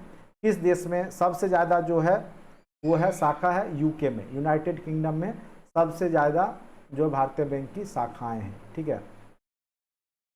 ऐसे भी श्रीलंका एक तो छोटा सा देश है, बांग्लादेश भी छोटा सा है, तो यहाँ तो होगा नहीं, तो ऑप्शन के हिसाब से आप यूके मार ही सकते हैं, यूनाइटेड किंगडम। भारत में सर्वाधिक शाखाएं किस विदेशी बैंक का, ये भी पूछ सकता है। तो स्टैंडर्ड चार्टर्ड बैंक है, उसका शाखा सबसे ज़्यादा भारत में है, विदेशी बैंक का, ठीक है। हाँ, राष्ट्रीय कृषि एवं ग्रामीण विकास बैंक की स्थापना जो आपका नाबार्ड है, उसकी स्थापना केवी पंचवर्षीय योजना में की गई थी? छठी पंचवर्षीय योजना में किया गया था, ठीक है। अति महत्वपूर्ण क्वेश्चन है। नेक्स्ट क्वेश्चन पे आते हैं। भारतीय लघु उद्योग विकास बैंक की मुख्यालय कहाँ है? तो ये आपका जो लघु उद्योग है इसका लखनऊ में है, ठीक है। क्षेत्रीय ग्रामीण बैंक किसके द्वारा प्रायोजित होते हैं? तो जो क्षेत्रीय ग्रामीण बैंक होता है वो किसके द्वारा चलाया जाता है? तो इसका एग्जैक्ट आंसर हो जाएगा आपका राष्ट्रीयकृत वाणिज्यिक बैंक के द्वारा ही। जो भी नेशनलाइज्ड बैंक होते हैं, जो भी हो नेशनलाइज्ड बैंक, उनके द्वारा ही क्षेत्रीय ग्रामीण बैंक प्रायोजित होते हैं। नाबार्ड संबंधित है राष्ट्रीय कृषि विकास संस्थान, राष्ट्रीय ग्रामीण, तो ये हो जाएगा राष्ट्रीय कृषि ग्रामीण विकास बैंक के रूप में यह नाबार्ड जाना जाता है, ठीक है। अति महत्वपूर्ण क्वेश्चन है। लाला लाजपत राय का संबंध या किस बैंक के संस्थापक थे? तो पंजाब के थे भी। पंजाब नेशनल बैंक में आप जाते होंगे तो देखते होंगे लाला लाजपत राय का चित्र जरूर रहता है टंगा हुआ, तो ये याद रखिएगा, पंजाब नेशनल बैंक। अनुसूचित बैंक एक ऐसा बैंक है जो राष्ट्रीयकृत हो, जो राष्ट्रीयकृत नहीं हो। आरबीआई की दूसरी अनुसूची में जो शामिल है वो आपका अनुसूचित बैंक है। बीमा नियामक जो है आपका बीमा वाला एलआईसी वगैरह जो करवाते हैं, जीआईसी एलआईसी जो भी है, विकास प्राधिकरण का मुख्यालय कहाँ है? जो बीमा को देखरेख करता है, तो इसका जो मुख्यालय है वो आपका कहाँ पे है? तो हैदराबाद में, ठीक है। भारतीय स्टॉक बाजार विनिमय पर्यवेक्षण किसके द्वारा किया जाता है? तो आपका जो स्टॉक वाला जो काम होता है SEBI, security exchange board of India, SEBI. भारतीय प्रतिभूति विनिमय बोर्ड किस वर्ष के अध्यादेश द्वारा वैधानिक दर्जा प्रदान किया गया था? तो इसका एग्जैक्ट आंसर हो जाएगा आपका 1988 में, ठीक है। बुल एंड बियर, ये तो आप लोग जानते होंगे, बुल और बियर, भालू और जो आपका बुल होता है, ठीक है, बुल भैंसा जिसको बोल सकते हैं, ठीक है, सांड। तो बुल एवं बियर शब्दावली जो संबंधित है वो आपका स्टॉक मार्केट से ही संबंधित है। जब आपका स्टॉक का न्यूज देता होगा, आप देखते होंगे सबसे सामने में एक बुल बना रहता है, ठीक है। तो ये है आपका जब बढ़ता है और घटता है तो बुल एंड बियर एक सिंबल है, ठीक है। तो स्टॉक मार्केट से ही संबंधित है बुल एंड बियर शब्दावली। भारत में तेजरिया और मंदरिया या कुछ बोलते हैं उसको हिंदी में, मुझे याद नहीं है अभी। भारत में शेयर बाजार की कार्यप्रणाली विनिमय निम्नलिखित में से कौन करता है? भारत में, तो भारत में जो शेयर बाजार वाला जो काम होगा सेबी के द्वारा किया जाता है। मुख्य मुंबई स्टॉक एक्सचेंज की स्थापना किसने किया था? ये अत्यधिक महत्वपूर्ण क्वेश्चन है। तो जो मुंबई में है प्रेमचंद रायचंद ने किया था मुंबई स्टॉक एक्सचेंज। 2007 में यूटीआई बैंक का नाम बदल करके क्या रख दिया गया? तो यूटीआई बैंक ही आगे चल करके कौन सा बैंक बन जाता है? तो एक्सिस बैंक। तो प्राइवेट बैंक है, ये निजी बैंक है। भारत में कागजी नोट मुद्रा जारी करने का पूर्ण अधिकार तो स्वाभाविक सी बात है किसके पास है? तो रिजर्व बैंक। सिर्फ 1 रुपया के नोट को छोड़ करके जितना भी नोट जारी करता है वो आपका आरबीआई ही करता है, रिजर्व बैंक ऑफ इंडिया ही करता है। भारतीय रिजर्व बैंक का राष्ट्रीयकरण कब हुआ? तो जब देश आजादी हुआ। ऐसे स्थापना तो 1935 में ही हो गया, लेकिन राष्ट्रीयकरण कब किया गया? तो 1949 ईस्वी में। ये याद रखिएगा, 1949 ईस्वी में। मुद्रा का अवमूल्यन के फलस्वरूप क्या होगा? निर्यात व्यापार का प्रसार होगा, आयात व्यापार का संकुचन होगा, आयात स्थानापत्ति का प्रसारण। तो स्वाभाविक सी बात है, क्या हो जाएगा? आपका अवमूल्यन होगा तो निर्यात व्यापार का क्या होगा? निर्यात यहां से ज्यादा होगा, तो निर्यात व्यापार का क्या होगा? आयात व्यापार का संकुचन, आयात कम होगा, ये भी सही है। आयात स्थानापत्ति का प्रसारण होगा, ये भी सही है। यानी इसका आंसर हो जाएगा आपका उपरोक्त सभी। ठीक है, तो क्वेश्चन को अच्छे से पढ़ के तब जवाब देना है। भारतीय रिजर्व बैंक की खुला बाजार कार्यवाही का अर्थ क्या है? क्रय विक्रय। खुला बाजार, भारतीय रिजर्व बैंक का खुला बाजार से आप क्या समझते हैं? ठीक है, वाणिज्यिक बिलों का, विदेशी मुद्रा का। तो यहाँ पे मेन इसका हो जाता है जो सरकारी बॉन्ड है। ठीक है, तो ये आपका एग्जैक्ट आंसर हो जाएगा कि खुला बाजार कार्यवाही का अर्थ क्रय विक्रय किसका होता है? तो सरकारी बॉन्ड को खरीदना और बेचना। सस्ती मुद्रा का अर्थ क्या है? ब्याज की कम दर, यही होगा। जब नहीं, बचत का निम्न दर, आय का निम्न स्तर, नहीं, यही हो जाएगा आपका सस्ती मुद्रा। जब आपको जो है एकदम बहुत कम रेट पर जब आपको ब्याज मिल जाए 5% सालाना, 4%, तो उसको क्या बोलेंगे हम? सस्ती मुद्रा कहते हैं। ठीक है, तो जब देश के पास जरूरत से ज़्यादा पैसा हो जाता है या महंगाई बढ़ने लगती है, लोगों के पास जरूरत से ज़्यादा लिक्विडिटी आ जाता है, तो उस केस में क्या करता है कि ब्याज दर कमी कर दी जाती है। ठीक है, तो सॉरी, जब आरबीआई के पास ज़्यादा हो जाता है तो उस समय, या बैंक के पास जब ज़्यादा मुद्रा जमा हो जाता है, तो उस स्थिति में वो सस्ते ब्याज दर पे लोन देना शुरू कर देता है। उसी को बोलते हैं सस्ती मुद्रा। चलिए थोड़ा सा रुक जाते हैं, इसे स्व पुरा के रुकते हैं। चलिए, आईएमएफ के नियमों के, तो इंटरनेशनल जो मॉनेटरी फंड है उसके बारे में है कि नियमों के अनुसार हर सदस्य को अपनी वैध मुद्रा का सममूल्यन घोषित करना होता है, अमेरिकी डॉलर के रूप में और क्या चीज में? ठीक है, तो इसका एग्जैक्ट आंसर होता है पाउंड स्टर्लिंग के रूप में, पाउंड और स्टर्लिंग के रूप में, या अमेरिकी मुद्रा के रूप में। आईएमएफ संस्थान है। ठीक है, और इसका जो ऑफिस है वो वाशिंगटन डीसी में है। Monetary fund, international monetary fund. चलिए, यदि धन मुद्रा बहुत अधिक हो, माल अथवा बहुत वस्तु बहुत कम हो, यदि धन मुद्रा बहुत अधिक हो, मुद्रा अधिक हो, माल और वस्तु बहुत कम हो, तो स्वाभाविक है, तो उस स्थिति में क्या होगा? मुद्रास्फीति होगा। ठीक है, क्या हो जाएगा? उस स्थिति में मुद्रास्फीति होगा, महंगाई बढ़ जाएगा। बैंक दर में परिवर्तन से प्रभावित होता है। बैंक दर, बैंक रेट। ठीक है, ऋण देने वाले बैंक, ब्याज की बाजार दर, निवेश के लिए चुनिंदा उद्योग। तो ब्याज का जब बाजार दर होता है ये प्रभावित होगा। अगर बैंक रेट बढ़ेगा तो स्वाभाविक है कि ब्याज का रेट भी बढ़ जाएगा। बैंक रेट घटेगा, स्वाभाविक है ब्याज का दर भी घट जाता है। देखिए, बैंक रेट क्या होता है? जिस दर पे जो कमर्शियल बैंक है वो आरबीआई से लोन लेता है, आरबीआई से लोन लेता है, उसको हम बोलते हैं बैंक दर, बैंक रेट। और जिस दर पर आरबीआई अन्य कॉमर्शियल बैंकों से पैसा जमा करवाता है उसको हम लोग बोलते हैं रिवर्स रेपो रेट। ठीक है, बैंक दर वह दर है जिस पर एक बैंक पब्लिक को उधार देता है, बिल्कुल नहीं। आरबीआई वाणिज्यिक बैंकों को उधार देता है, ये हो जाएगा। अभी तुरंत हमने चर्चा किया, जिस ब्याज दर पर वाणिज्यिक बैंक, जो भी कॉमर्शियल बैंक है, जितने भी, जैसे एसबीआई है, यूको बैंक है, ये सब क्या है? आप जितने भी बैंक देखते हैं जो राष्ट्रीयकृत है वो वाणिज्यिक बैंक ही है मेन रूप से। ठीक है, तो वो जिस दर पे लेते हैं तो उसी को बैंक रेट कहा जाता है। जिस विदेशी मुद्रा में शीघ्र देशांतरण की प्रवृत्ति हो उसको क्या बोलेंगे? Hot currency. ठीक है, तो इसका एग्जैक्ट आंसर हो जाएगा 103 का कितना हो जाएगा आपका? क्या हो जाएगा? हॉट करेंसी यानी गर्म मुद्रा। तो उम्मीद करते हैं यहां तक आप लोग को अच्छे से समझ में आया होगा। अब थक गए, कितने क्वेश्चन है सर?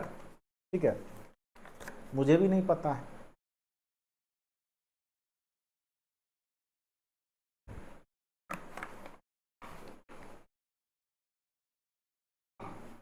150 क्वेश्चन तो होगा ही। थक गए क्या आप लोग? बोलिए तो इंड कर देते हैं। थक गए तो इंड कर देंगे, नहीं थके हैं तो जारी रखेंगे, कंप्लीट करके ही दम लेंगे। और आपका 3-3 क्लास का एक दिन में हम पढ़ा देते हैं। आप देखिएगा जनरली लोग 15 क्वेश्चन 20 क्वेश्चन का सेट बना बना करके पढ़ाते हैं, लेकिन हम पढ़ाते हैं तो इकट्ठे 150-150 क्वेश्चन। हम चाहेंगे तो यूट्यूब पर वही जो है कम से कम 10 वीडियो बनेगा, लेकिन ठगने का काम हम लोग नहीं करते हैं।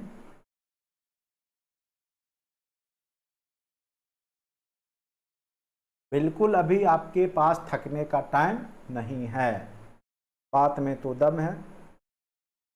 वर्ल्ड हिस्ट्री एक दिन का है, सारा ऑब्जेक्टिव करवा ही देंगे, सभी लोग देख लीजिएगा, ठीक है। ऐसे तो लगभग करवा ही दिए हैं। मीना कुमारी, वर्ल्ड हिस्ट्री का क्या टेंशन लेके आप बैठे हुए हैं? ऑब्जेक्टिव आपको जो है टेस्ट में डाला हुआ उसको बना लीजिए, वही है, ऐसे करवा देंगे।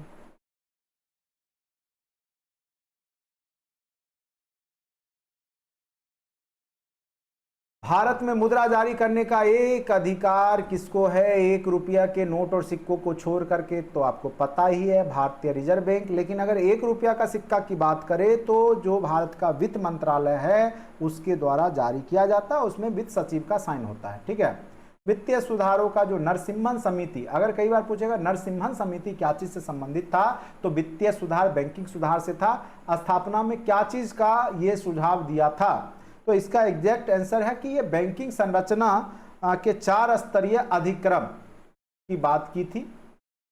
सरकार अर्थोपाय ऋण लेती है। सरकार किससे ऋण ले? तो सरकार से जब भी सरकार को ऋण की जरूरत होगी तो आरबीआई ही दे सकता है। सबसे बड़ा जो संस्थान आपका जो है वो आरबीआई है। तो सरकार का भी बैंक जो है, गवर्नमेंट का भी बैंक आपके पास जो अकाउंट होता है वो आरबीआई में ही होता है, एसबीआई में नहीं होगा। निम्नलिखित में से किसको वास्तविक मजदूरी वेतन का प्रमुख निर्धारक माना जाता है? ठीक है,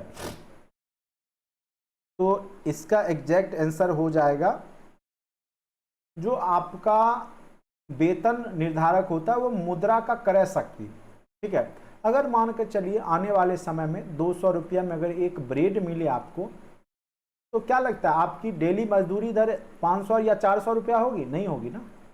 स्वाभाविक सी बात है कि जो मुद्रा का क्रय शक्ति है वो वेतन निर्धारण में प्रमुख कारक होता है कि आप जो खरीदते हैं, ठीक है। महंगाई बढ़ते जा रही है तो आपका जो है ये सैलरी भी तो इंक्रीमेंट होते जा रहा है, ठीक है। जो लोग पहले 2000 कमाते थे आज 20,000 कमा रहे हैं।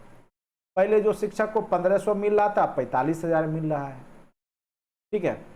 तो ये क्यों संभव हुआ? तो चूंकि यहाँ पे मुद्रा का क्रय शक्ति भी तो गिरते गया। पहले 1500 रुपया में वो जी लेते होंगे, लेकिन अब 45,000 में भी मुश्किल से जी रहे हैं। स्वाभाविक सी बात है कि उनकी जो वेतन जो है, या किसी देश में कहीं आपका जो है कम सस्ता में ही आपको सब प्रोडक्ट मिल जाएगा। अब मान के चलिए अगर आप इंडिया में 20,000 रुपया कमा लेते हैं तो अच्छा जीवन जी लीजिएगा। आप चले जाइए कनाडा चले जाइए, ब्रिटेन चले जाइए, यूरोपीय देश चले जाइए, 20,000 रुपया में आप भिखारी का भी जीवन नहीं जी पाइएगा, ठीक है। वहाँ तो लोग एक दिन में कमा लेंगे, कम से कम जो है 2 दिन में ये कमाई कर लेंगे गरीब लोग 20,000 रुपया। तो सिंपल सी बात है कि जैसा देश होता है उसके हिसाब से, तो यानी मुद्रा का जो क्रय शक्ति है वो डिपेंड करता है आपके मजदूरी निर्धारण में। अब आप जा करके लंदन में जाकर के 50,000 कमाए और यहाँ पे हल्ला करें हम 50,000 कमा, अरे भाई 50,000 तो वहाँ गरीब भी नहीं कमाता है, भिखारी को इतना जो है हो जाता है, तो आप तो वहाँ के भिखारी हो गए। चलिए, निम्नलिखित भारतीय बैंकों में से कौन सा एक राष्ट्रीयकृत बैंक नहीं है? निम्नलिखित भारतीय बैंकों में से कौन सा एक राष्ट्रीयकृत बैंक नहीं है? नेशनलाइज्ड बैंक नहीं है, कॉर्पोरेशन बैंक, फेडरल बैंक, देना बैंक, इसमें से कौन सा नहीं है? तो इसका एग्जैक्ट आंसर हो जाएगा फेडरल बैंक जो है आपका, फेडरल, ये आपके यहाँ राष्ट्रीयकृत बैंक नहीं है, ठीक है।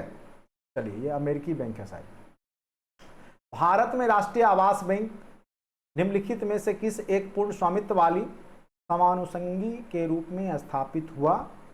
ठीक है, तो राष्ट्रीय आवास बैंक जो है वो, इसका एग्जैक्ट आंसर हो जाएगा भारतीय रिजर्व बैंक, ठीक है। रेपो रेट, आप देखिए रेपो रेट हो गया, यहाँ पे आ गया, कौन सा सही नहीं है? रेपो रेट हमने क्या बोला? एक निश्चित समय के लिए 15 दिन, 2 महीना के लिए, 15 दिन, 20 दिन के लिए अल्प अवधि जब ऋण लेता है बैंक आरबीआई से, वाणिज्यिक बैंक लेता है, उसको रेपो बोलते हैं। और जब आरबीआई अल्प अवधि के लिए अन्य बैंकों से लेता है उसको हम बोलते हैं रिवर्स रेपो। और वही जब लॉन्ग टर्म के लिए होता है तो वो बैंक रेट कहलाता है ना, 3 महीना 4 महीना 6 महीना प्लस के लिए होगा तो वो बैंक रेट कहलाता है। तो यह अल्प अवधि ऋण पर केंद्रीय बैंक द्वारा प्रभावित ब्याज दर है, बिल्कुल सही है। यह संपार्श्विक प्रतिभूति की लागत है, ये शब्द समझ में नहीं आया। यह किसी वाणिज्यिक बैंक और केंद्रीय बैंक के बीच ऋण संविदा में सहमत ब्याज दर, ये भी सही है, यही इसका आंसर होगा। ठीक है।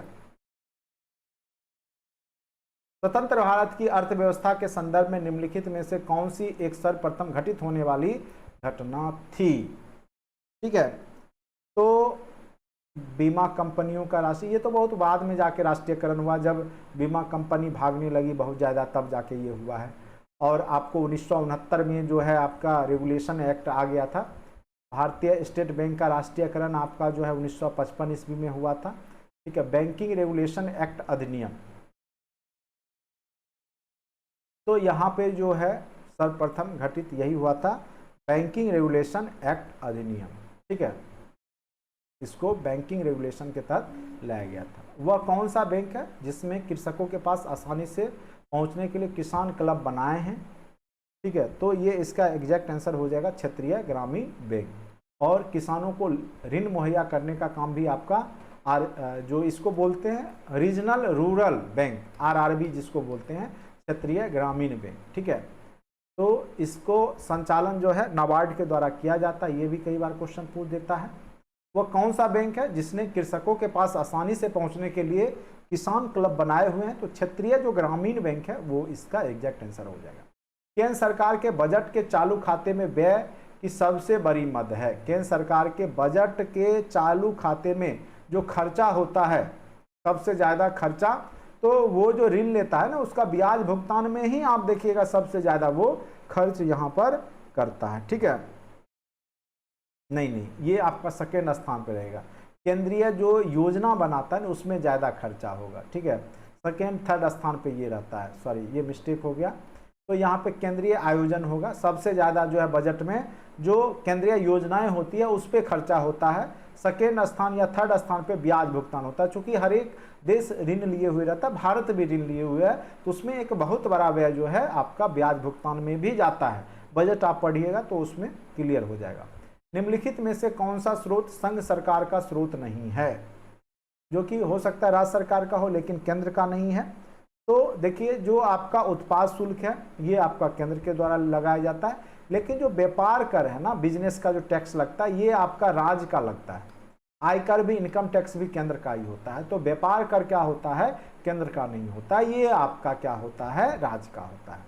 निम्नलिखित प्रत्यक्ष करों में किस कर से सरकार को अधिकतम, तो सबसे ज्यादा आपका जो इनकम जनरेट होता है कॉर्पोरेट सेक्टर से होता है। ठीक है,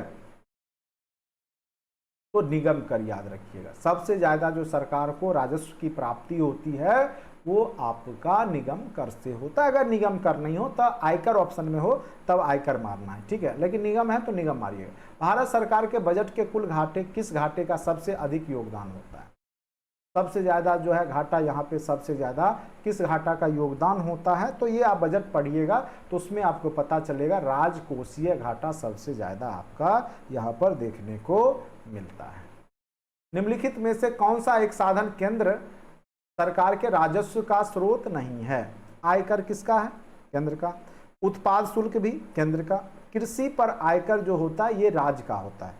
कृषि पे जो आयकर जो इनकम होता है, कृषि पे जो टैक्स लगाता है वो राज्य सरकार का होता है, केंद्र का नहीं होता, इसलिए वही आंसर हो जाएगा।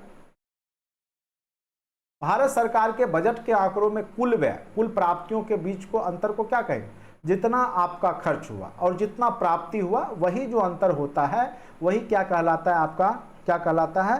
तो बजटीय घाटा। क्या कहलाएगा आपका? बजट का घाटा यानी बजटीय घाटा। ठीक है, उम्मीद करते हैं कि यहां तक आप लोग को अच्छे से समझ में आ गया होगा।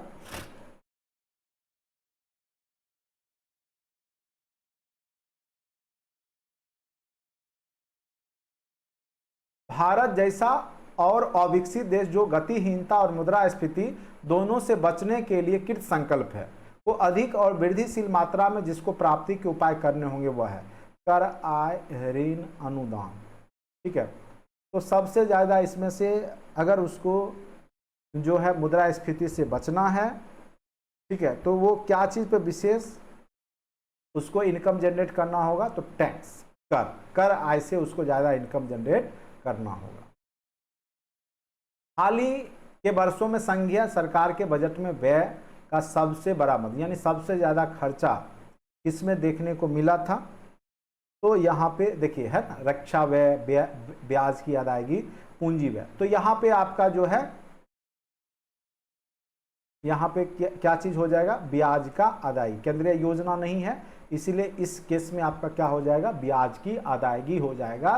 सबसे ज्यादा खर्च जो है आपके देश को जो ब्याज लिए रहता है उस पर देना होता है। ठीक है, मुझे लगता है क्वेश्चन बहुत ज्यादा है, टोटल क्वेश्चन जो है बहुत ज्यादा। संघ सरकार, ये संघ हो जाएगा।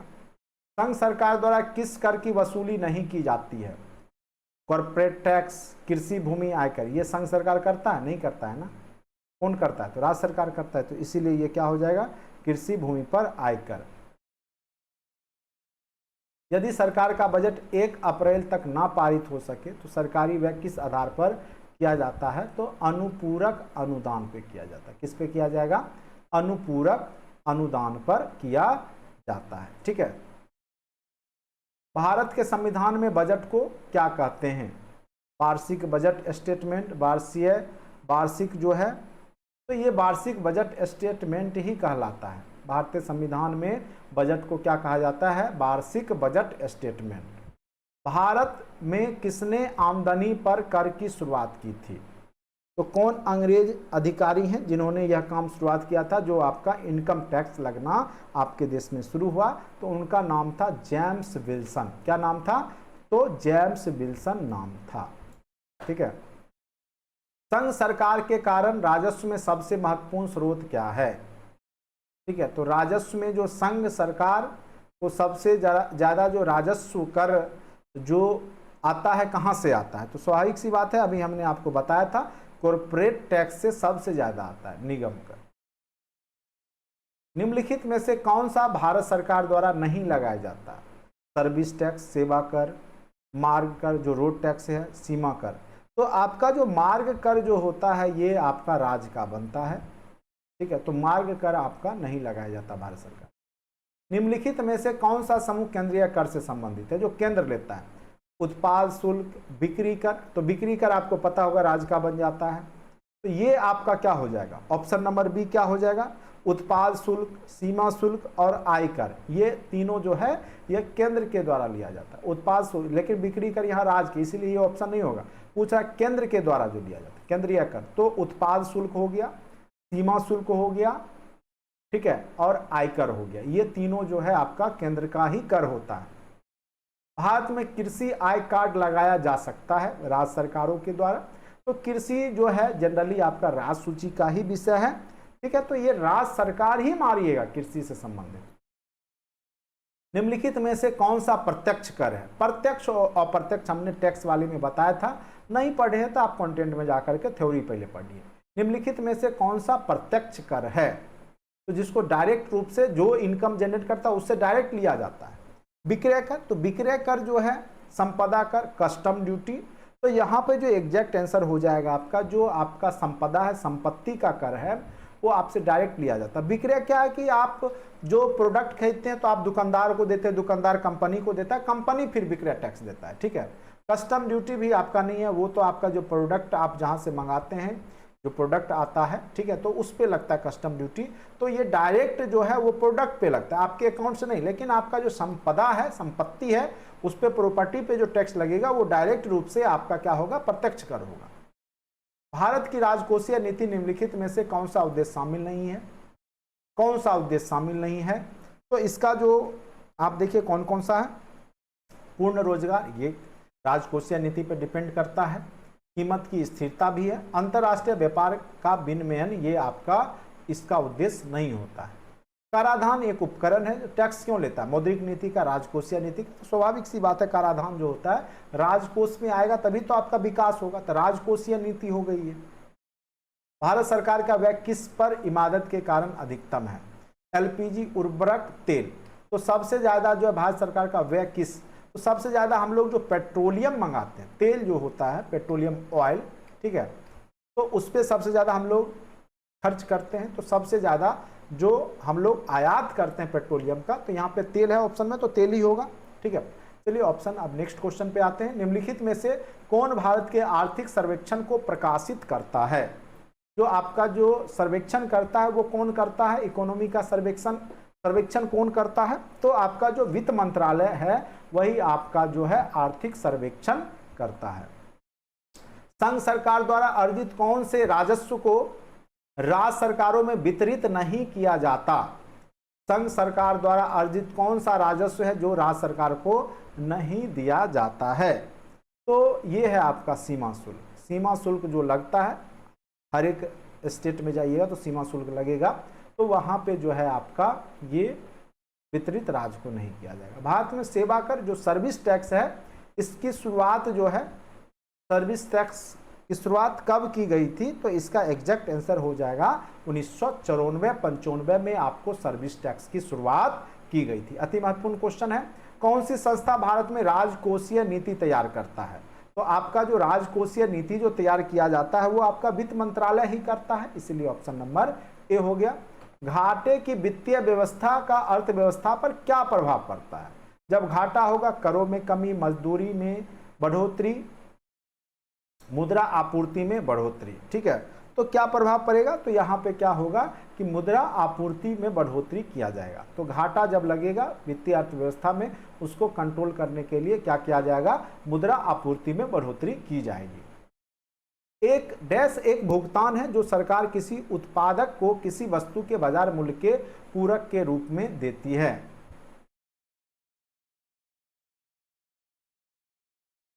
तो यहाँ पे इसका एग्जैक्ट आंसर हो जाएगा सब्सिडी। कई बार आप देखते होंगे कि बहुत सारे प्रोडक्ट होते हैं जिसमें सरकार आपको सब्सिडी देती है, जैसे आप एलपीजी गैस लेते हैं तो उसमें आपको सरकार सब्सिडी दे देती है, तो वही आपको जो है वस्तु के बाजार मूल्य के पूरक में, यानी आप उतने में नहीं खरीद पाते हैं, गरीब हैं, तो आपको सरकार खरीदवाती उतने में है लेकिन आपके अकाउंट में सब्सिडी दे देती है, तो ये आपका आंसर क्या हो गया, सब्सिडी।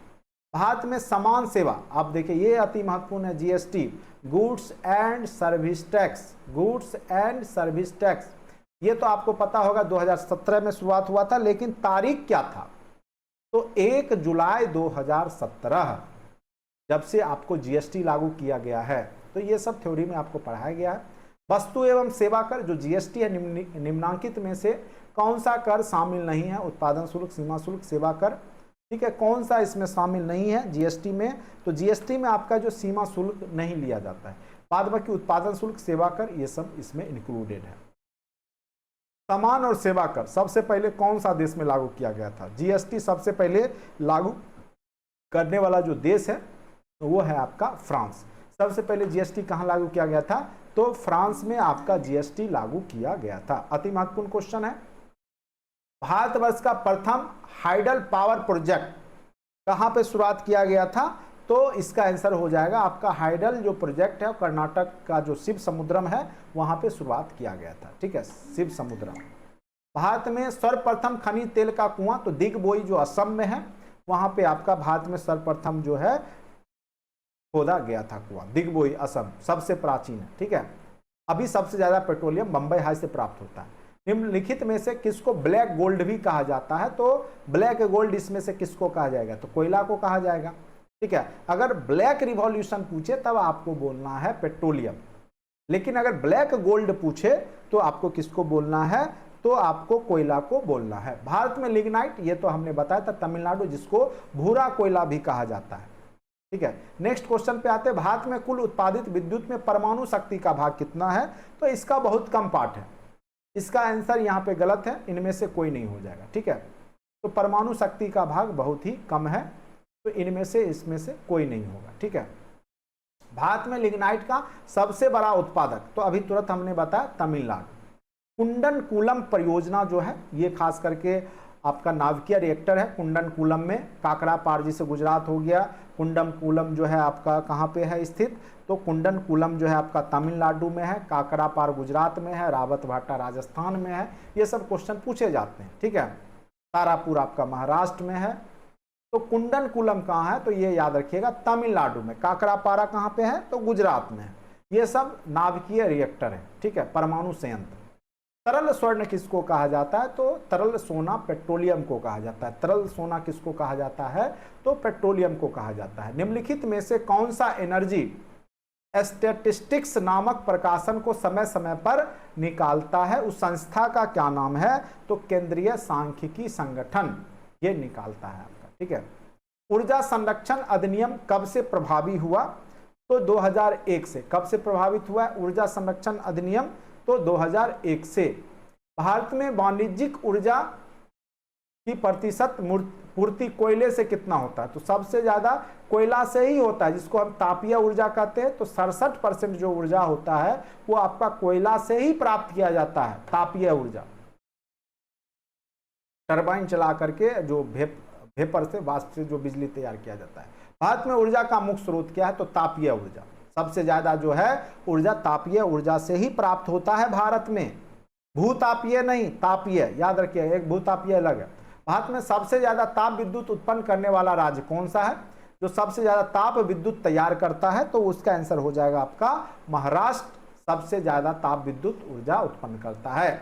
निम्नलिखित एनटीपीसी संयंत्रों में से कौन सा गैस आधारित नहीं है, तो कौन सा आपका गैस आधारित नहीं है, तो याद रखिएगा टांडा जो है आपका गैस आधारित नहीं है। उड़ान एक गैस आधारित शक्ति परियोजना है, कहां पे स्थित है, उड़ान, ठीक है। तो इसका एग्जैक्ट आंसर हो जाएगा आपका महाराष्ट्र में। आपका जो है गैस आधारित शक्ति परियोजना है जो कि महाराष्ट्र में है। केंद्रीय जल विद्युत शोध केंद्र, जल विद्युत यानी जल से विद्युत जो आपका डैम बना करके किया जाता है, ये कहां पर है, तो ये आपका खड़गवासला में है। कहां पे है, तो खड़गवासला में। अति महत्वपूर्ण है। निम्नलिखित में से कौन सा एक परंपरागत ऊर्जा स्रोत है, तो ज्वारीय ऊर्जा बिल्कुल नहीं, परंपरागत नहीं है। जैव, क्या पूछ रहा है कि है परंपरागत, जैव मात्रा ऊर्जा, भूतापीय ऊर्जा, ठीक है। तो जैव जो ऊर्जा होता है ये आपका परंपरागत ही होता है। जैव मतलब कोयला हो गया, पेट्रोलियम हो गया, ये सब जैव ऊर्जा के ही रूप है, तो इसलिए ये परंपरागत हो गया। लेकिन ज्वार से, ज्वार भाटा या ज्वारीय ऊर्जा या भूतापीय ऊर्जा आपका परंपरागत ऊर्जा नहीं है। तलचर किसके लिए महत्वपूर्ण है, तो तलचर जो महत्वपूर्ण है भारी जल संयंत्र के लिए महत्वपूर्ण है। भारत में ऊर्जा उत्पादन के लिए निम्नलिखित में से कौन सा प्रमुख कच्चा पदार्थ है, स्वाभाविक सी बात है कोयला। कोयला को ही गर्म करके यहाँ पे जो है ऊर्जा उत्पादन किया जाता है, ठीक है। तो सबसे ज्यादा कोयला ही होगा यहाँ पे एग्जैक्ट आंसर।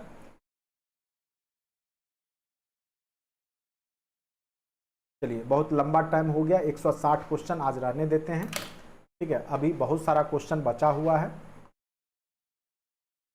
कितना बचा हुआ है, कम ही है, चलिए कर ही देते हैं, 2-4 ही क्वेश्चन बचा हुआ है।